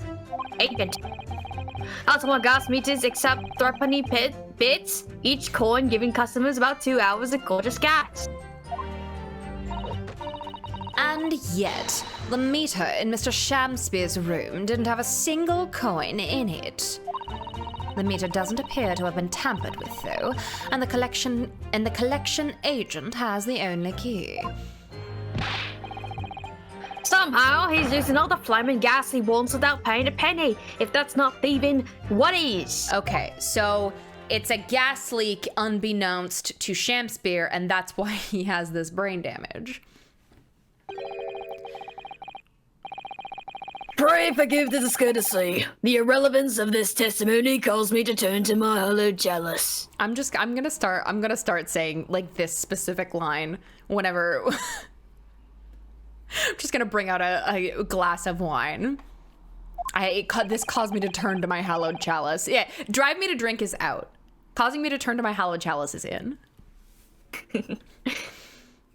Oh, what do you mean by that remark, Lord Van Zeeks? Did the mustachioed Nipponese poison the gangling excuse for an actor, or didn't he? That is all that should concern this court, and yet now we must listen to this abhorrence. You roboted real hard for a second there. I don't know if that was your Wi-Fi, because it wasn't robot in the same way that it usually is. I think it was just Wi-Fi. If you want to take that again. Oh, am I? You're fine right robot? now. It was okay. Robot in the specific way that Discord does when there's just like a Wi-Fi blip or something. Mm-mm. That is all that should concern this court, and yet now we must listen to this abhorrence. Perfect. Clearly what separates the vast British Empire and your Eastern Island nation is more than geographical distance. But this could turn out to be crucial testimony. The cross-examination must go ahead.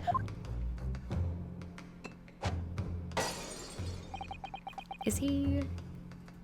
You know, do what you will. Lord Van Zeeks appears to be in a violent mood.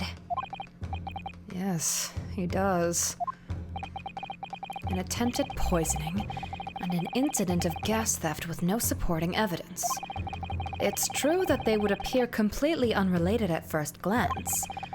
But I wonder, the truth tends to be buried in the most unusual places.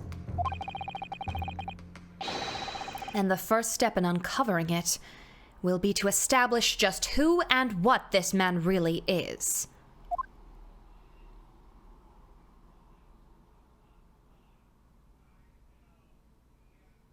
Where'd my sound go?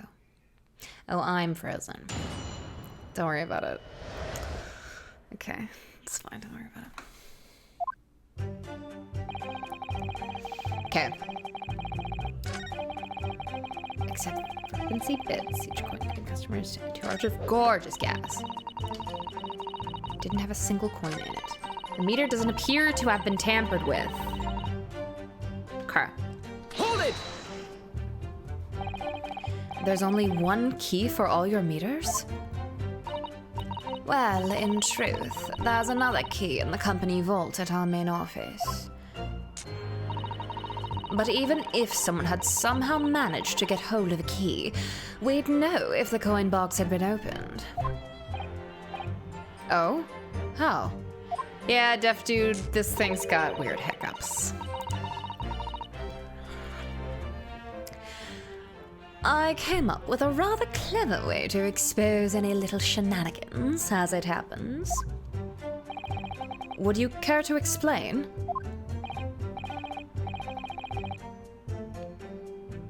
Well, now, in order to empty a meter, you have to unlock the padlock and remove the cover. When I close the cover again, I stick a little beeswax seal on it, you see? A seal? Like the sort of thing you'd put on an envelope, you mean? Oh, maybe, okay, the seal is what was in the soap.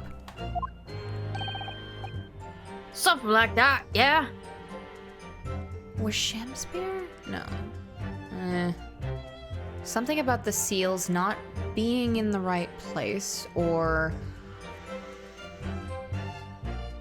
Because there was no sign of tampering, and that's the only sign, but if he's watching in it, then... There's a fly. If he's watching in Shamspear's place, he would remember if he went and put a seal on it, I think. Unless the gas is getting to him, too. Basically, you can't remove the cover again without breaking the seal.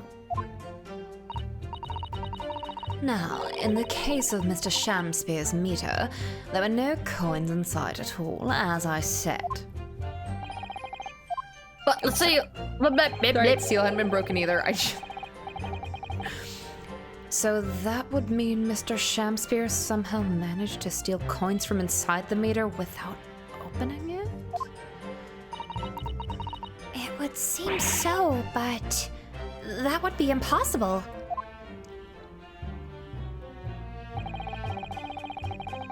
Paying a penny.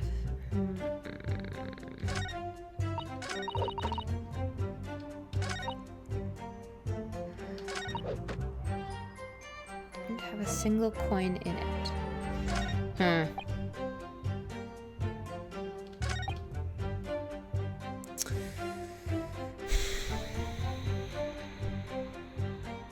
Hold it! So does that mean you enter people's houses in order to empty their gas meters? That I do. After trying to catch people when they're in, they ask permission to come inside and do my business. Then I ask permission to come inside and do my business. Does that mean you've been into Mr. Natsume's room before, as well as that of Mr. Shamspear? Well, now, interesting you should bring that up, because I couldn't believe how little money was in his meter. I mean, how the pair of them survived the winters beyond me, it really is. Knowing Mr. Natsume, he probably spends all his gas money on books. And then when he's finished reading them, he probably burns them for warmth. You will kindly reiterate your statement about the gas meters themselves, Mr. Meterman. Okay. Not much to say, really, but as you wish.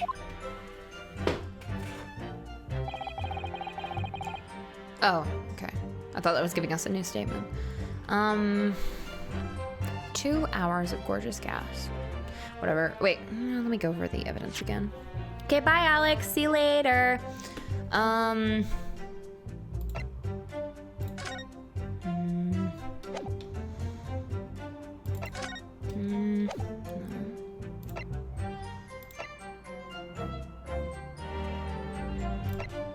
I wonder if I have to present, but I get it's gone.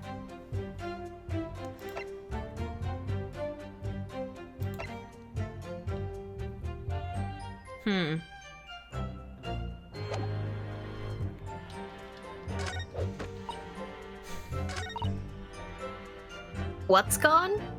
The little medallion, because I was gonna say if we could show the little red medallion in the soap to them, then they would be like, oh yeah, that's the seal we put on there, but it's not inside of it. Mia voice, think outside the box. Woo. Like, don't think about like Why he couldn't take it. Think about why he had to take it. you know, like apply that sort of thinking to that situation. Yeah. Because like it's not whatever. Because we had a whole conversation about looking like the Hinomaru. Is it Hinomaru?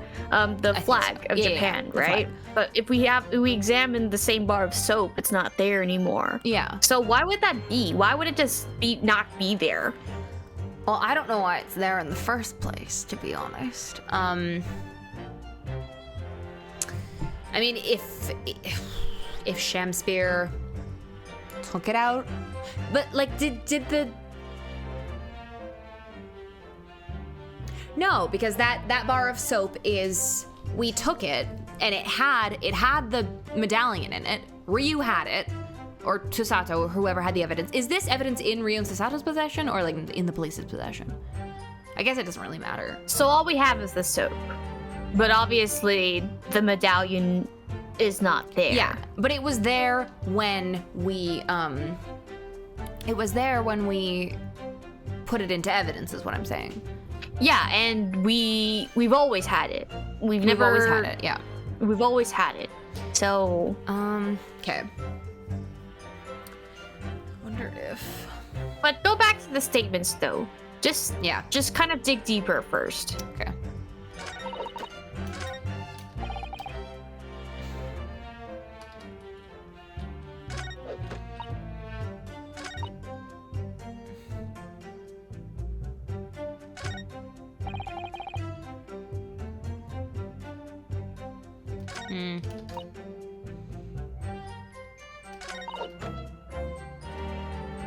Hold it!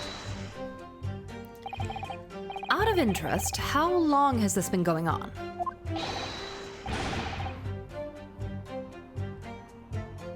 Weeks and weeks he's been pinching gas off us for ages.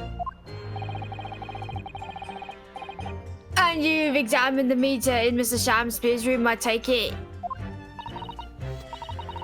Naturally. We took it off the wall and went over it with a fine-tooth comb. And found nothing suspicious at all, I presume. No, I'm afraid we didn't. Which is exactly why I demanded a new type of meter to be produced. One with an indestructible look. The Shamspear Special. That sounds like it would have cost an awful lot of 3-penny pieces. But even after all that, the rascal's meter was still empty. I'll never forget the humiliation. When I opened up the money box and found a bear. You say what? I said, you what? And the look on his face, that smarmy smile of his. I pulled the meter straight off the wall and took it back to the office. But you know what? Nothing. Not a trace of it being jemmied open anywhere, not a single sign. And what's happening to my salary as a result? Down by 3 shillings a day, that's what. A life-threatening situation in a number of ways. Incidentally, what became of that meter? Nothing became of it, I still got it. Oh, Right here. okay. No wonder they call you Meter Man. I think it would be prudent for the court to sequester this item while the trial's ongoing. Okay. Let's look at the gas meter. Definitely. Although at first glance, there doesn't appear to be anything unusual about it. Let's move this along, shall we? Continue with your testimony. Though I would say it has as much value as the contents of that meter. Oof. Thanks, Theo. Okay. Let's look at our evidence. Please. Please. Dun, dun. Okay. Nope, nope. That's a very sturdy-looking padlock, isn't it? Jeez. And the money box is sealed with beeswax too. So if Mr. Sholmes were to get up to any mischief, he'd be found out immediately. If he tried to eat this wax seal, they would know. Mr. Naruhodo, mischief of that kind is not the sort of thing that Mr. Sholmes would... You know you didn't finish that sentence, don't you? Well, anyway, it's understandable that the gas company would want to safeguard the money that's rightfully theirs. But it does feel a little over the top, perhaps, doesn't it? Okay. Hydrate, don't dehydrate. Okay. Sure.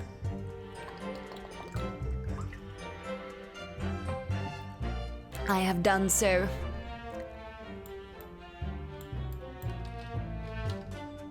Is that the only thing on here? Keep turning it. There we go.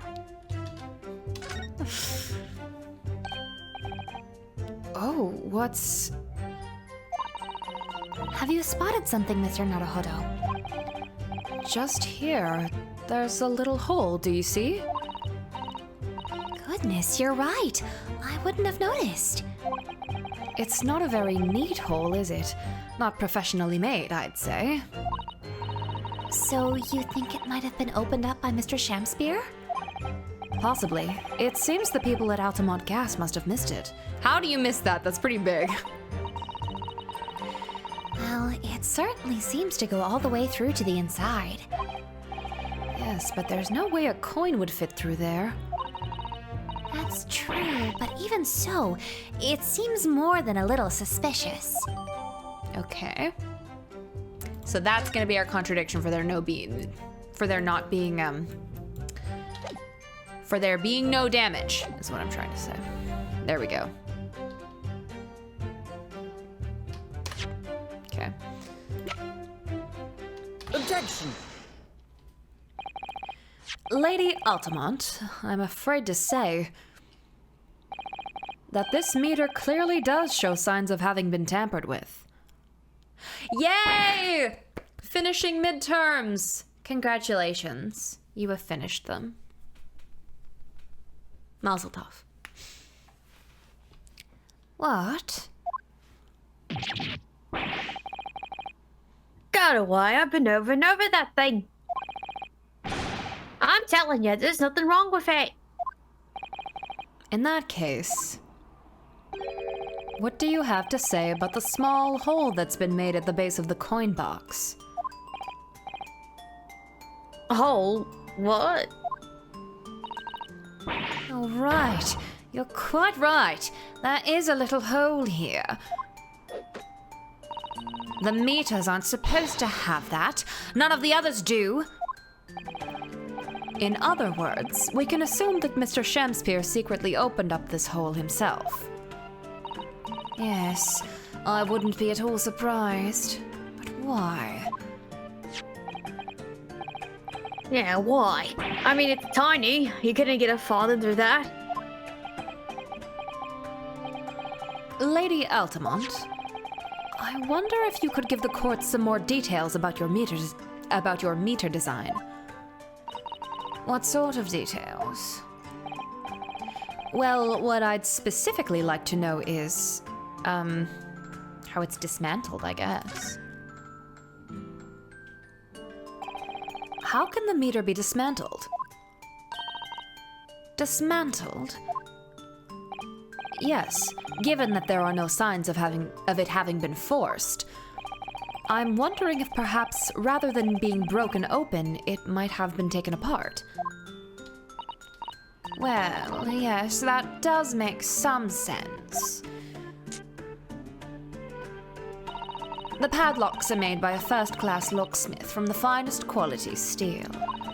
And the meter box itself is made from plate steel as well, welded shut to ensure it can't be opened again. I can assure you, it's quite impossible to dismantle it. How do you get the coins out then? the lock that they open. Oh, right, the lock that they opened, sorry. Wahoo! Yeah! Nothing leaks from Ultimate Meter. No coins, no gas, no nothing. I see.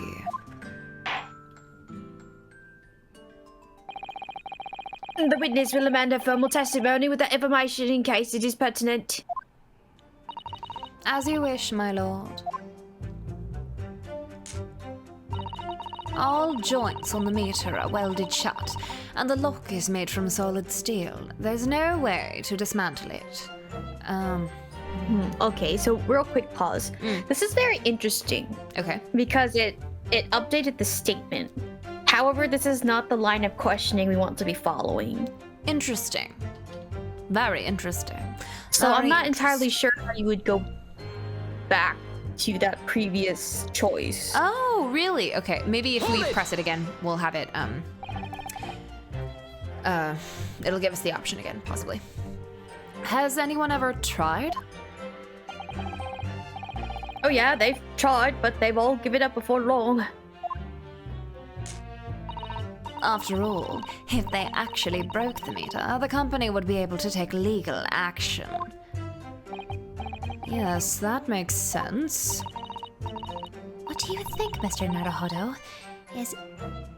Is its welded steel construction significant? Or perhaps there's some other aspect of the meter's construction that we should be focusing on? Yes, you may be right. Perhaps I should try a different tack here. Like asking about how the meter differentiates coins, for example. Let's, delve deeper. There we go. Oh, I guess it does it for you. Yeah. Yeah, I just had to press it, I guess. How does the meter tell the difference between different coins? What do you mean? Well, for example, if someone were to put in 1 penny coin, that wouldn't work, presumably, would it? No, of course not. So, well, how does the meter know that the coin it's been fed is a threepenny bit? Ah, I see what you're getting at now. The meter tells coins apart by their shape and size, which includes their thickness. A threepenny bit is about 3/4 of an inch in diameter, you see. Other coins just won't fit. Ah, I see. It's clearly been very, very well thought out. The witness will amend her formal testimony with that information in case it is pertinent. As you wish, my lord. Okay. The meter is designed for coins the exact diameter and thickness of a threepenny bit. Nothing else will fit. Okay. Okay. I wonder if I can examine this again. Haha! Oh, look at this bar of soap. There's a circular There's a circular depression on this side, about 2 centimeters across. Or 3/4 of an inch. Ah, do you think? We did find this soap at the scene, didn't we? Yes. Yes, there were 2 bars on that little ledge just outside the window, so we took this one. But I'm sure that when we first found it, there was some sort of reddish medallion in the middle there. I remember it clearly. Yes, but there's no sign of it now. Where could it have gone? Okay. So if they don't, because they would have recognized it if it was a threepenny bit, you know, because they've been using British currency for a couple. Wait, is this, how long has it been? Since we've had this bar of soap? No. Since like, when did they come to London again in regards to, or like, versus when is this trial? So technically, let's see, the Natsume trial, the first one, happened, I think, 2 weeks after the McGilded one. Okay. Yeah, okay. Anime's 90 says weeks. So I mean, but you would still recognize the currency if you'd been using it for a couple of weeks already. But they've been using a stipend from... But in order to spend The that money government. would still have to be converted. I guess, yeah, okay. It's been like 3 days, never mind then. But still, Oh, okay. Still, they the would argument still recognize it. stands. Yeah. Okay, so if it's not, if that's But- something you couldn't recognize, I saw it as a medallion. So, but if the only if the only way it differentiates the coins is by size alone, then it wouldn't really matter. Like Shamspear could be faking, like those are like false tokens basically. Those are little like arcade tokens that he's using. Objection. Let me just confirm something here. If the diameter and thickness were to be correct, the meter would accept any object as if it were a threepenny bit. Is that correct?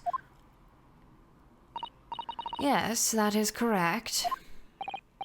Well, by something of a coincidence, while we were investigating in Mr. Shamspear's room, we found a particular item that matches the dimensions perfectly. Something the same size as a threepenny bit. What was it? The item in question is this. That's a bar of soap.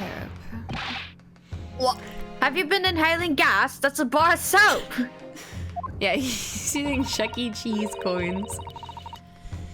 It certainly looks nothing like a threepenny bit, I must say. It looks like I'm going to have to point out exactly what I mean here.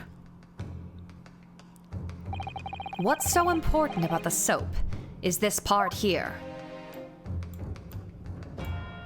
Got it. Oh, okay.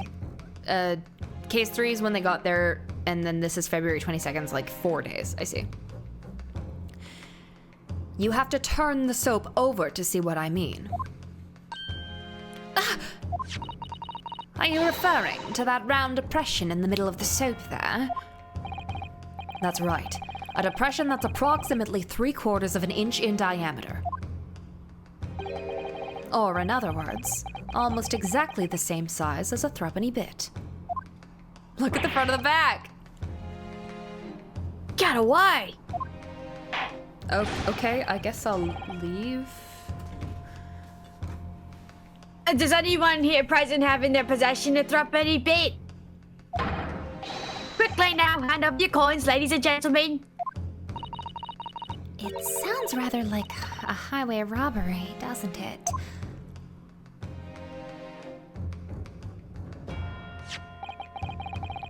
Thanks to a kind member of the public in the gallery, I have here a threepenny bit. That I will not be returning. Now, to see if it fits. Oh. Oh my word, it couldn't be more snug.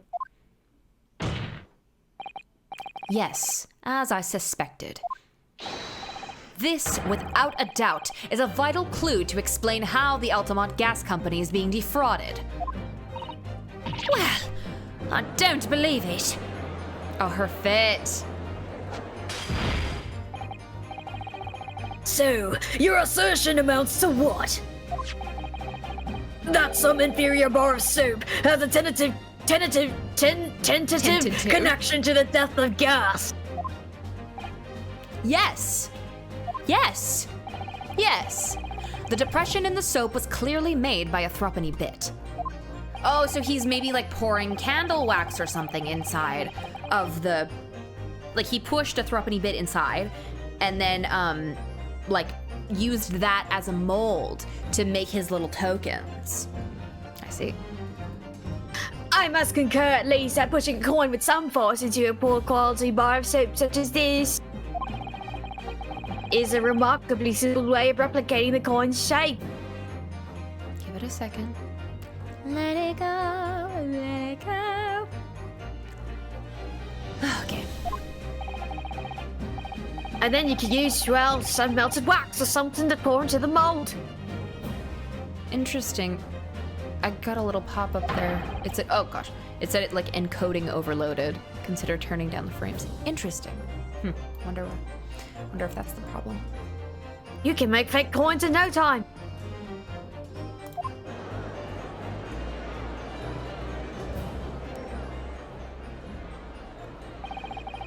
This brings all the pieces of the puzzle together. It's the method Mr. Shamspear has been using to steal the gas. That's the missing link. And now, if I follow the chain of thought, it's going to bring me to a new explanation for what happened that nobody's considered yet.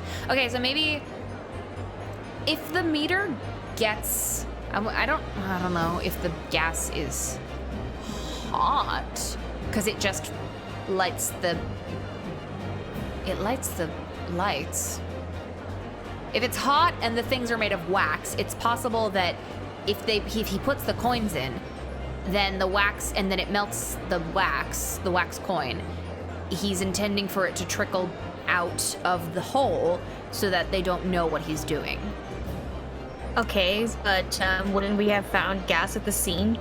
I mean, wax at the scene. I don't know. He can scrape it off. What? The floor, Look at can't he?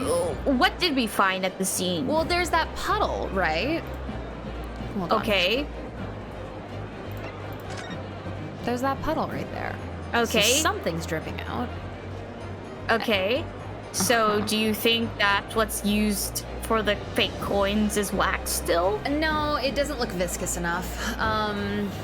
So what can we consider then? What could possibly be used to create these fake coins? Tea. Tea, and he's putting them on the windowsill to freeze them, and then he's putting the Shamspear's piss corner. Okay, cool. So that's why the soap bars were in the window there, so that he could pour, and then the tea was also that reddish brown, that it left that reddish kind of brown, the ring around the cup. So so that he pushes the threepenny bit into the soap, pours tea into the thing, puts it on the windowsill, lets it freeze, and then puts that into the meter. The hole has been poked into the bottom so that it melts out, and then that's why there's no money in the meter. That's why there's no money in the meter. Free gas. Though I wonder if the poking the hole in the thing also made the gas leak out, because I don't know, because I'm trying to connect a gas leak somewhere. So the connection with that box, the box is just sort of like a contraption to start the gas, not necessarily something to hold the gas. It's just like a contraption. It doesn't pass through. No. Okay, never mind then. It's like a they put the money in and it starts up the time for them to get gas. Okay. All right, because I was thinking gas passed through, and that's why we were. But okay, cool. We solved that, and that's why the bar of soap is broken in half, because he needed to get the thing out. Okay.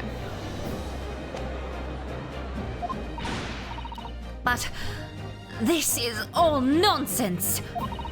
If the man had been making fake coins, my worker here would have found them when he emptied the meter. Quite true, Lady Altamont. In the absence of some black magic, that could make them disappear. Naruhodo. That's what we're dealing with, is it? Naruhodo. Because I'm also a cat. He is a cat. He looks stupid. There is one form of black magic that could cause the fake coins to disappear into thin air, yes. He looks like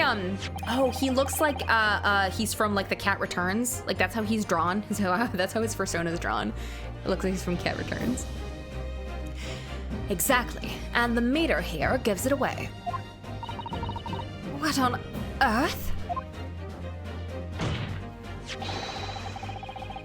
There are remnants of the magical method used visible on the gas meter taken from the victim's room. Yandeeks. Is that your assertion, Counsel? The defense will identify these remnants for the court at once.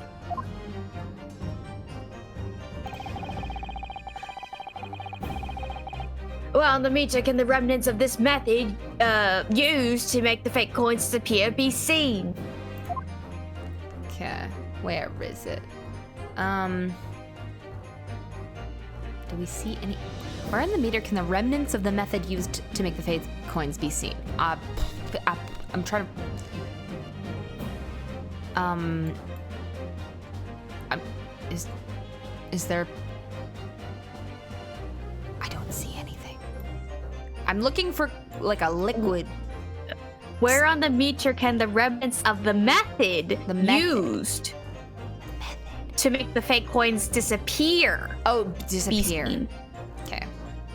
Disappear. I'm sorry, I was not reading the word disappear. Got it! We found this bar of soap at the scene of the crime, just outside the victim's window. Outside? Yes, outside, where you yourself, Mr. Meterman, were loitering, in the freezing winter air. That's where we found this soap. Ah, I get it. That's right. The answer, of course, is ice. Did you say ice? Mr. Shamspear has been leaving soaps like this outside his window each evening, filled with water. After a night outside in the bitter cold, the water is completely frozen solid the next morning.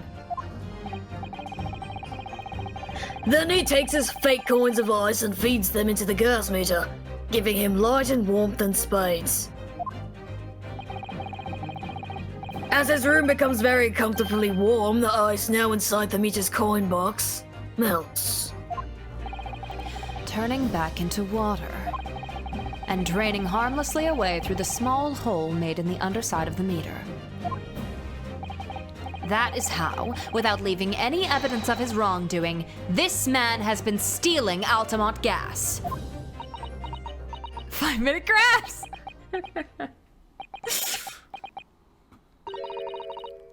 Just like that. So simply. Is he trying to make us look like idiots? He's been fooling us all with some bars of soap and some water. That's right, madam. I don't believe it. It can't be true.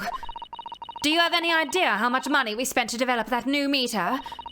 And now you have the audacity to suggest that a bit of soap and some water can render it totally useless? I'm fairly sure I didn't design it. Evidence. Evidence is everything. Sorry? I want evidence. If you're going to stand there and tell me our meters are rubbish, I want to see proof. She's very good at enforcing accountability, isn't she?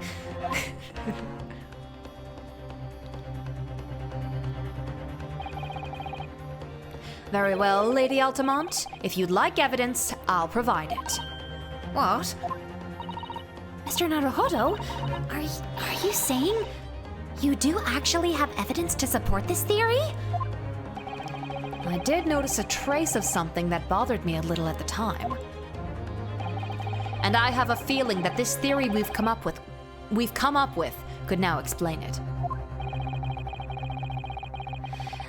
The piece of evidence that substantiates the theory about how Mr. Shamspear has been stealing gas is, I want to say it's the puddle of blood.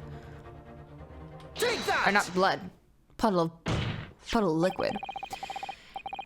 This is a photograph of the scene at the point when the victim was discovered, taken by Inspector Gregson. And it clearly shows the remnants of the crime carried out by Mr. Shamspear. What remnants?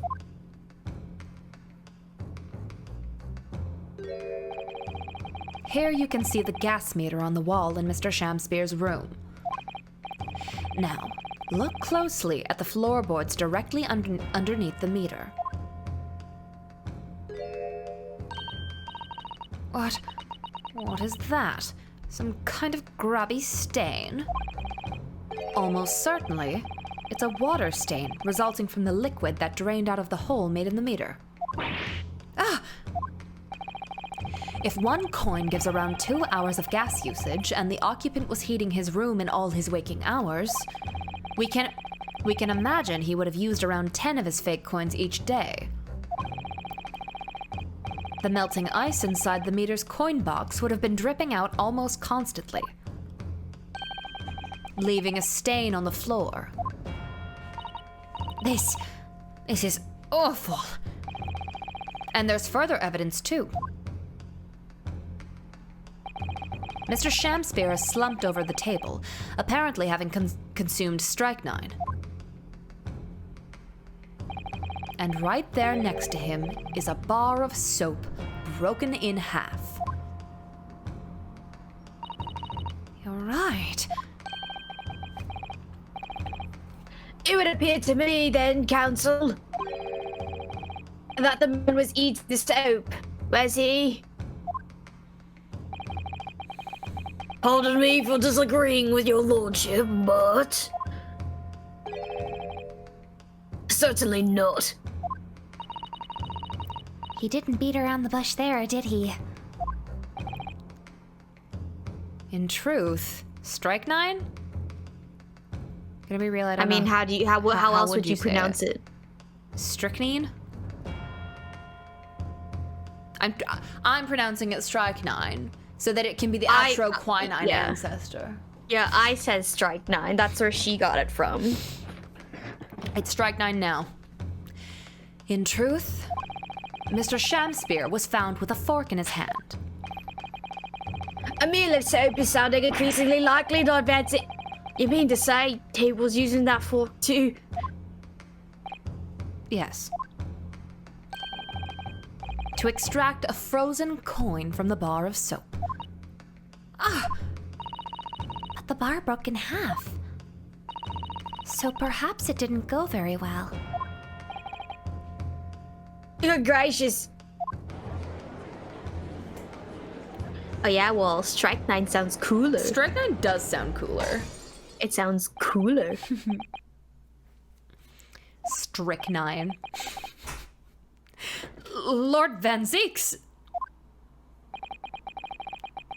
I was throwing my hand up in despair.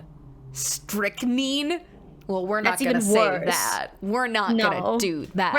We're keeping strychnine. Yeah. You can forget about strychnine, British people. Van I'm Zeek creating says, a new poison. a new poison, the cousin of strychnine. Strychnine. Van Zeeks can say strychnine as a dumbass. Oh, okay. And happened to catch my hallowed bottle on the way. Pray forgive my maladroit mistake. What is the meaning of this, Counsel? What the fuck does that word mean too? Allow me to pose my learned friend a question. What exactly did you establish with your most recent cross-examination? Well, That Mr. William Shamspeare is a liar and a thief. In other words, that his testimony is unreliable. that's it. That's exactly it. Very well. Let us assume the man is a liar. Now allow me to pose another question. What possible difference does that make? Well, We know that suicide can be dismounted. counted. Dismounted? Did I say You dismounted? said dismounted. Oh my Suicide can god. be Oh my dismounted. god. It'll be okay. He was on top. He was on top of it. He was on top of the suicide. What a He weird, was on- what a fucking weirdo. Get off the suicide, idiot. Scotland Yard's investigation revealed no sign of another vessel that contained poison. And on that night in question, there were no visitors to the room except the accused. The young gasman's testimony, which I have no reason to doubt, has confirmed that. No, Jet, don't go to the wine cave. Furthermore, the only possible way the poison could have entered the victim's body is via the tea. The court has seen no evidence whatsoever. Don't. Oh no. Are you okay? No, the strychnine! Oh mein Gott, this cave is full of ein strychnine. No, little German boy, don't go in there! Even if William Shakespeare is the liar you claim him to be. These facts have been objectively established. There's no escaping it. Therefore, in light of these facts, the prosecution calls for immediate adjudication. You bastard!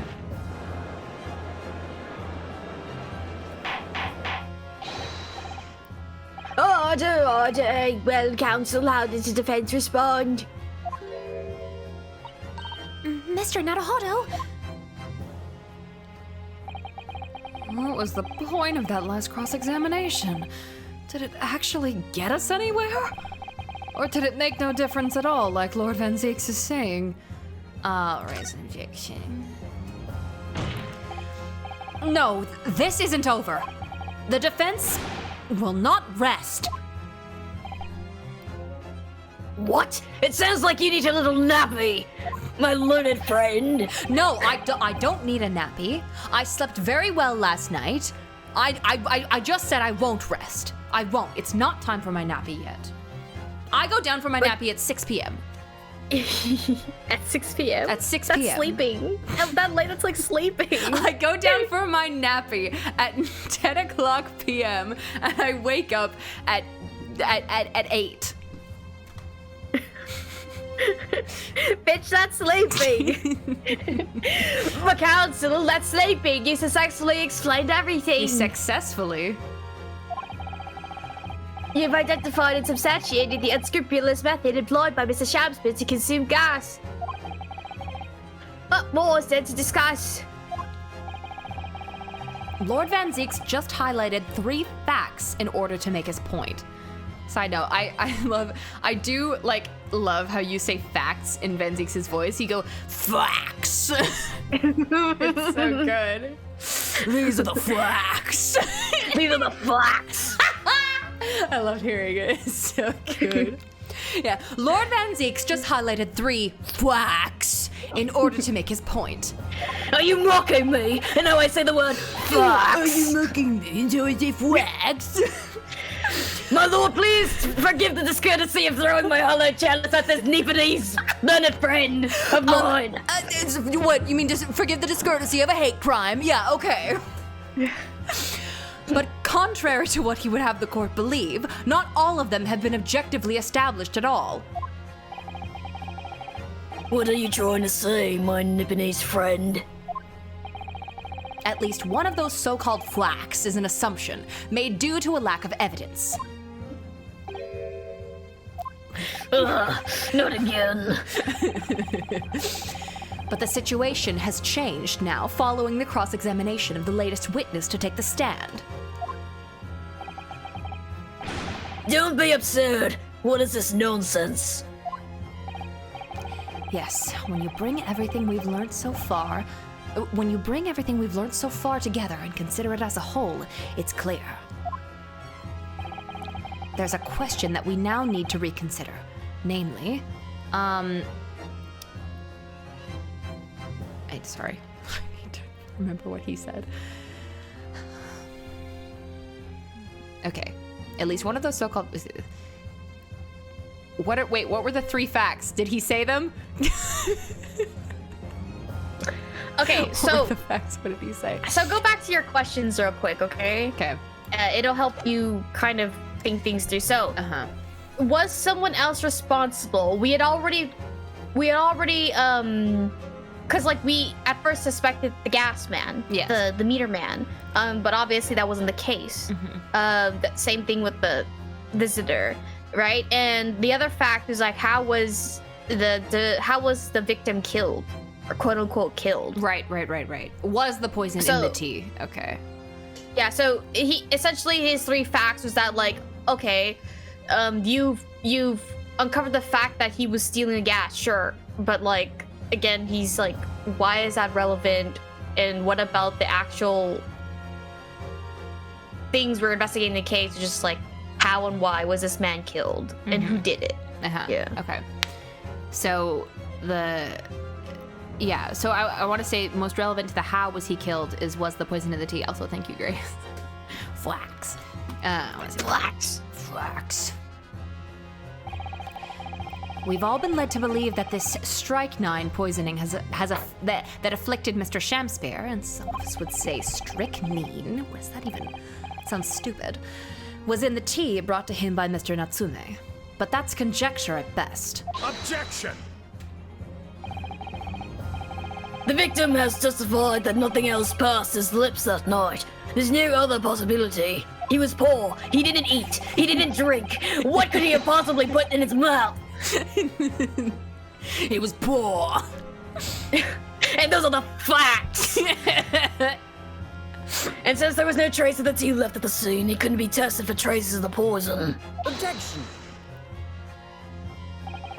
As I said, the situation has changed. Because in fact, some of Mr. Natsume's tea was left at the scene. And a particular piece of evidence proves it. Objection!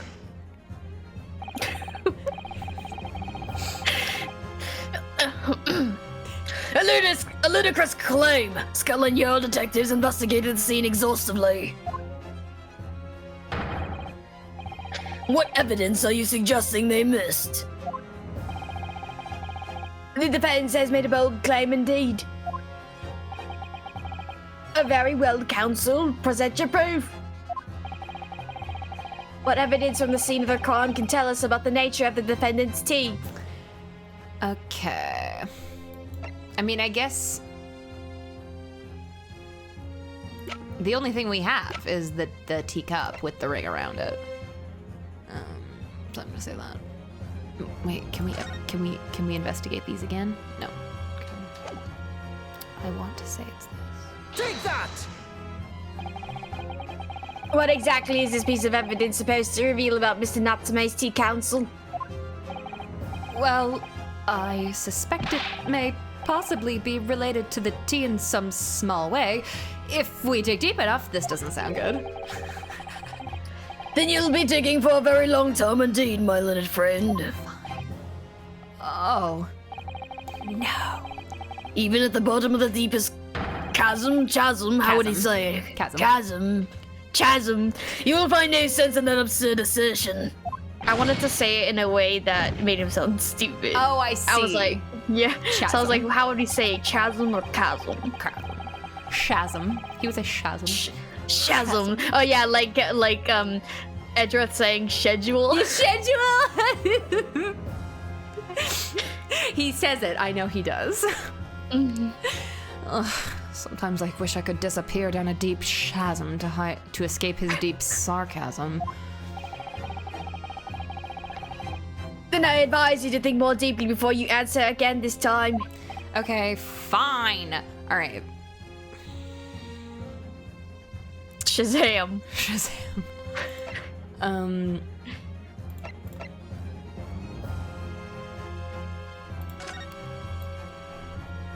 I don't think there's remnants of tea here because it would pop out cleanly. Okay, but look at the question again. What evidence from the scene of the crime can you. tell us about the nature of the defendant's tea? Okay. The nature of the defendant's tea. Well, I say this to my students all the time too. When they have like trouble with stuff, I know. I'm like, I never please read the question. I never read the question. Read the question. What is it asking I was you? absolutely that kid. I never read the question.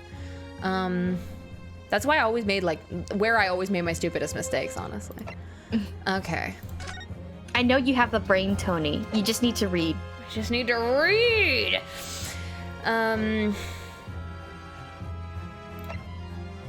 There was no tea ring on the inside of Mr. Natsume's cabinet. A cheap bar of soap that was discovered just outside Mr. Shamspeare's window. There was a 2-centimeter diameter circular depression in the middle of one surface. Ripped off piece of an envelope that was found in Mr. Shamspeare's room. Nature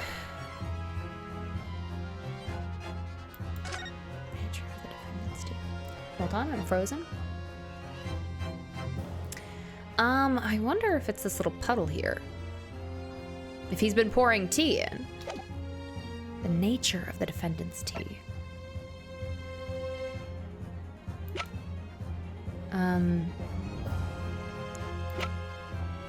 I want to say that this is... I'm going to do a save scum. Because the nature of the tea could mean many things. It could mean...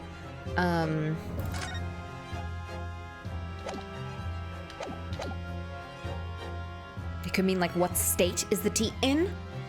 The nature of the tea. You know what? Let's go with this. Take that! No! God damn it. Okay. The nature of the tea. What does that fucking mean? So the question that led to this whole conversation was the poison in the tea? The tea, yeah. The nature of the tea. So I guess,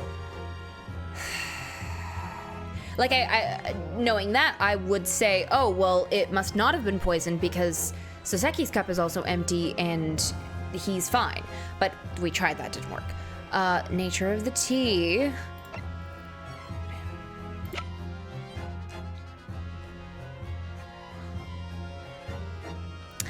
I need to read this again.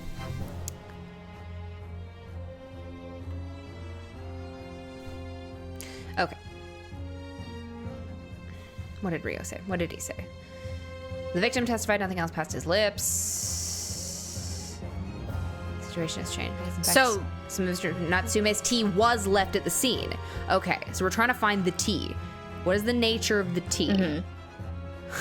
Yeah, we're trying to find a tea. Where could a tea have gone? Where if could the- not, in Mr. Shamspeare's mouth. Well, it's gone in the meter. Because if he's making coins out of the... Let's try that. If he's making Take that! coins out of the shit, then no. If he's making coins out of the tea. I mean, yeah. uh-huh. It could go in the soap. It could also be, it seems more likely, because if the tea is frozen and he pops it out of the thing, then no trace of the tea is going to be left behind. But you're not finding, like, you're not looking for the trace of the tea. You're saying what became of why the tea. is it gone? What can, Okay, why is it gone? what evidence from the scene of the crime can tell us about the nature of the defendant's Why tea? is the tea gone? Okay, because it's been made into coins out of soap. I see, I understand. Okay. Okay, good gracious. The soap, again, the same ball the victim used to fashion his coins of ice. Yes, that's right, my lord. It's just come back to me. Something about when we first found this bar of soap at the scene yesterday. It's more bars of soap. Soap? What are bars of soap doing lined up on an edge outside a window? I'm quite certain that when we originally stumbled upon the bars of soap, there was actually a frozen coin in each bar. So you discovered the gas thief's coin factory. Fascinating. In a way, yes, but there's more. The coins we found in the soap at the time weren't normal ice. There was something strange about them, you mean?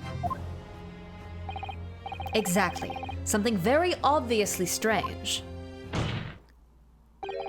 They were red. The ice was red. No, you mean... That's right. It's obvious to me now. The fake coins in the soap were made from frozen tea. What? What? I would remind the court of a statement made by Mr. Natsume earlier in the trial. That evening, yes, I did take some freshly brewed tea with me when I visited Mr. Shamspeare's room as a gift. The public water pump outside always freezes at night, so I bought bottled water especially to make it. Oh, and he... And this is the result. Never will I touch tea again. Never. So he had to wait for Saseki to leave both because because he wanted to pour the soap into the or wanted to pour the tea into the soap, but also because if it had been super hot, then it would have like melted the soap and ruined the depression in it. Yes, I believe there had been a snowfall that day. It was particularly cold. Sadly, on such occasions, the poorly constructed water mains on the east end are prone to freezing. So on the night in question, Mr. Shamspeare, having no running water to use, was forced to use the tea brought by Mr. Natsume in order to make his fake coins. My word! I love this outfit. This is such a good color on him. There were 2 bars of soap on the window ledge when my judicial assistant and I investigated the scene. That's right, and we only borrowed one of them. Which means that even as we speak, some of the defendant's tea is still present at the scene of the crime. Frozen solid in a bar of soap outside Mr. Shamspeare's window. Extraordinary! Earlier today, Inspector Gregson informed the court that if even 1 drop of tea remained, Scotland Yard would be able to analyze it for poison. Looking good in a blue suit is genetic! Exactly. As such, we are now in a position to prove or disprove what has now been to prove or disprove what has until now been mere conjecture. By finding out for sure whether or not Mr. Natsume's tea actually contains strychnine at all. You smug Nipponese. My lord, we cannot do the defendant the injustice of passing judgment now. The police should be dispatched to recover the remaining bar of soap from the scene at once. And the defense requests a thorough analysis of the frozen tea embedded in it, to determine whether or not it contains any poison.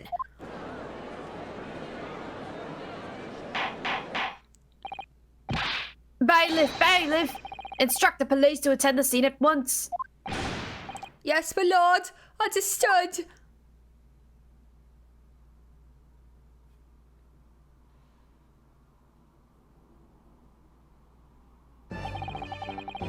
It would seem we have no choice but to suspend these proceedings for the time being. I trust you have no objection, Lord Van Zeeks. None, my lord. Scotland Yard will recover the tea from the scene and carry out the requisite tests immediately. The trial will resume at the same hour tomorrow. The prosecution and defense may conduct further investigations as appropriate in the interim. Yes, my lord. This is the first time in this entire video game when we get to leave. We get to leave instead of standing for 12 hours. Well, we managed to scrape through there somehow. Thank you, counsels. Court is adjourned until tomorrow.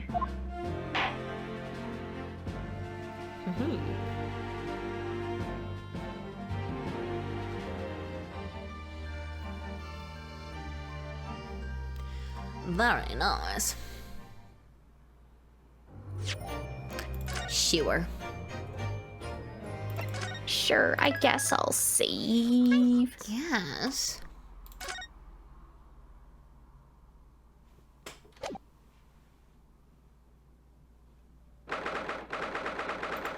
"26th of February, 1:11 p.m. Nara Hardow's legal consultancy."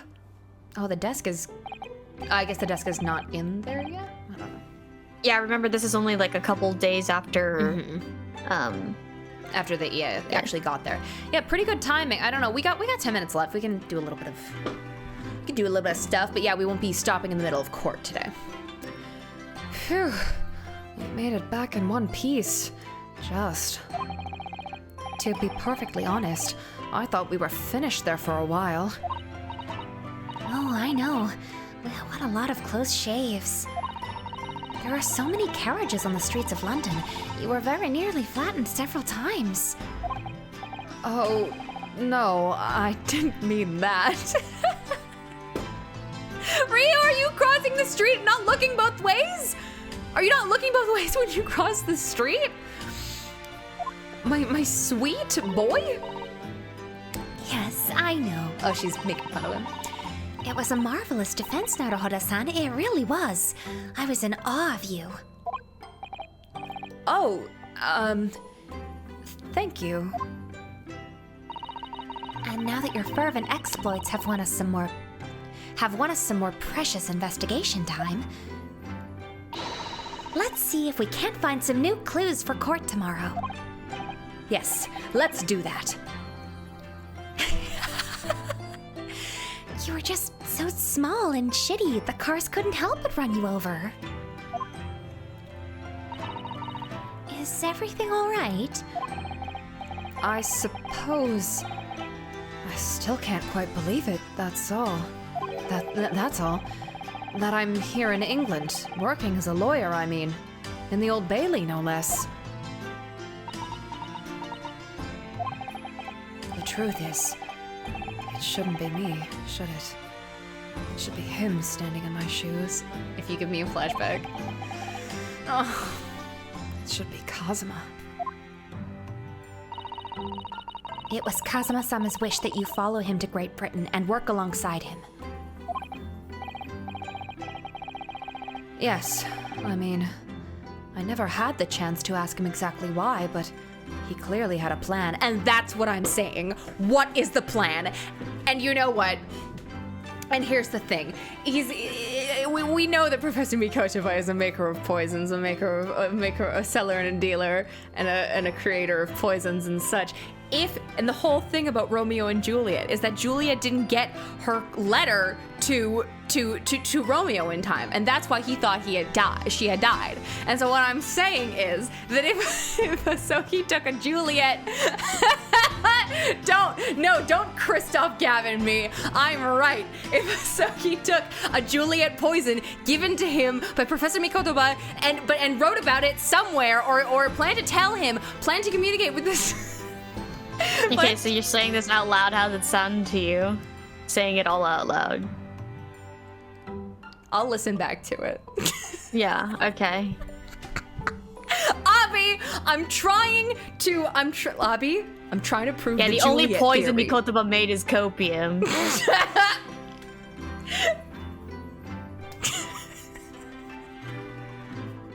I don't. You know what? You can't have that much copium. It's not. You're right. I can't, because the facts and the facts and the evidence are there, because we saw a dead guy get up from back. Listen, okay, the facts. We saw a dead guy get back up, back to life after he had died from being poisoned. And I'm not doing the stages of grief out of order. Fuck off. And then in this same case, we're talking about Romeo and Juliet. Who do we know that died and came back to life? Juliet. And Professor Mikotoba makes poisons that can only be identified with a reagent from Thank you, Cotton. Thank you. Hey, Cotton, you're also delusional. Don't. That's the only person on your side, Tony. And Brad's on my side. Okay, Brad knows I know they're delusional. But and then also I pulled for Juliet Shiori and Romeo Karen, and Revstar wouldn't lie to me. It's my 8-ball. Okay. Yeah, just like how they didn't give you Hiro Hikari, right? You know what? Yeah. When I see signs from the universe, I take them and I put them to good use. I listen to the universe. Yeah, Taya's right. Juliet very much died. I know she died, but I know how she died. She didn't die because okay, listen. The point is she had a poison that made her look, by all accounts, that she had died. And then she comes back to Romeo sees her and he's like, "Oh my god, Juliet's dead. What's the point?" And then he has some of that. Not some of that same poison. He stabs himself, or does he takes some kind. God, I forget. Okay, he wouldn't take the same poison. No, he. Okay, fine. I'll humor you. We'll bring Asogi back to life and then we'll kill him again. Why? How about that? You want that? Because Juliet dies again. Still, Oh my fucking god. he'll You take suck. Karuma and just kill himself. He'll kill himself with Karuma, just how Juliet stabbed herself after poison didn't work, right? Yeah. Is that what you want, Tony? You want Asogi death No, too? he'll only stab himself if Ryu drinks a poison and kills himself out of grief. Well, who's to say Rio wouldn't? Kaisi seems pretty stupid to me. So Sato will throw him before he can do that. Okay, but she's in Japan. She's in Japan. Oh no. Oh no. Yeah, he does poison. I can't. The theory isn't that he's Juliet, it's that he took a Juliet poison. Exactly. Okay, but exactly. you're just saying that, like, oh yeah, Juliet poisoned, but then like you're saying, oh, because he came back to life. Yeah. Who else could come back to life? Asogi. Like, that doesn't make sense. Like, Why does that not still, make sense? even I'm trying to connect the points of the narrative here. Okay. No, what I'm saying, if it's like you're trying to like contradict me by saying that you're saying it's a Juliet poison. However, you're using like what happened in the game, the effects of said poison, and then like and you're trying to connect it to Asogi doing the same thing, but like it doesn't make sense to me. Juliet poison, she still died because like she still died regardless. It wasn't from that poison. She stabbed herself. Okay, like I said then, Asogi is gonna wake up then and then he's gonna stab himself because that's totally plausible if this is the theory that we're following here. It's not one-to-one. It's not one-to-one, okay? I still am a little fuzzy on when he would have taken it. Because he wouldn't have known that he was gonna get pushed into a pole. Maybe we should play the game. I think this is a good place to stop. So No. let Tony do her ranting. They did a post-mortem, but what I'm saying is, and Cotton pointed this out, what we're saying is that they did a post-mortem and they specifically said they didn't find any poison in his system. We thought of his poison. They neck didn't is find- broken. Because, no. They literally, his neck is fucking broken, Tony. No, they said damage to the cerebral vertebrae. Is that Which they is said? what does They cerebral said mean? damage. They didn't say broken. They didn't say broken. And they said, and so Dude. why would they point out poison if we weren't later supposed to connect that we need that? Why would we have that first case where Professor Mikotoba is like, yes, I make poisons that you need a specific reagent from the university to detect. Otherwise, you can't detect it. Why the fuck would it be in Britain then? What do you mean? Why would he just be giving like the poison that Mikotoba made? Why would it be in Britain? It's not. It was on that steamship. Which is on its way to On where? its way to Britain, but it came from Japan. Still fucking the same thing. Why would it be on its way to Britain at all? Why would he leave? Why would he be like, okay, here's like this poison? Like, Because for some reason, Asogi needs the Japanese government to think he's dead, okay? And I don't know why yet. The amount of Tiger Girl 64, hi, welcome. The amount of time that I have been sent the Pepe Silva image is getting up there.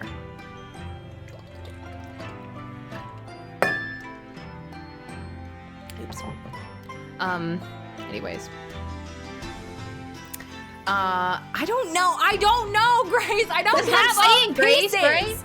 I don't have all the pieces. I I'm know. gonna pretend that I'm dead and then not in like, what's it called? Gonna let that's what I'm Sato saying. and Ryu like. But that's what I'm saying. Juliet's message didn't get to Romeo. Do you think Asogi would really do that to them? No, though? but I think it was. I'm trying You think to he'd be figure. careless to not do that either? I'm trying to figure this all out, man. Okay. Asogibot has spoken. What did he say? Asogibot, what's your outlook on the copium? It was you I was calling a crazy fool. I hate you guys. This fucking sucks. This sucks. Okay, this sucks. Whatever. We're stopping here. It doesn't matter. It doesn't matter. I just miss it.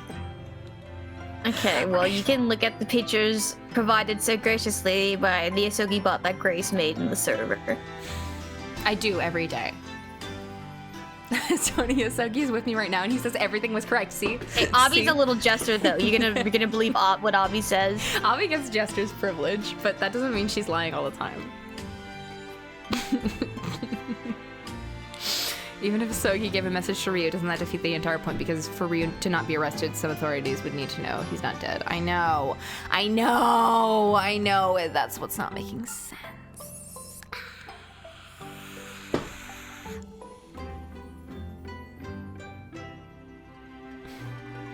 Save the game.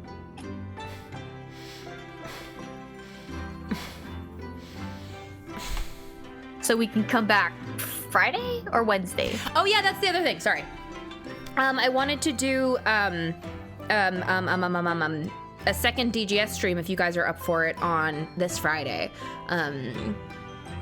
Because clearly I'm going insane and I need more pieces of the puzzle to stop being insane.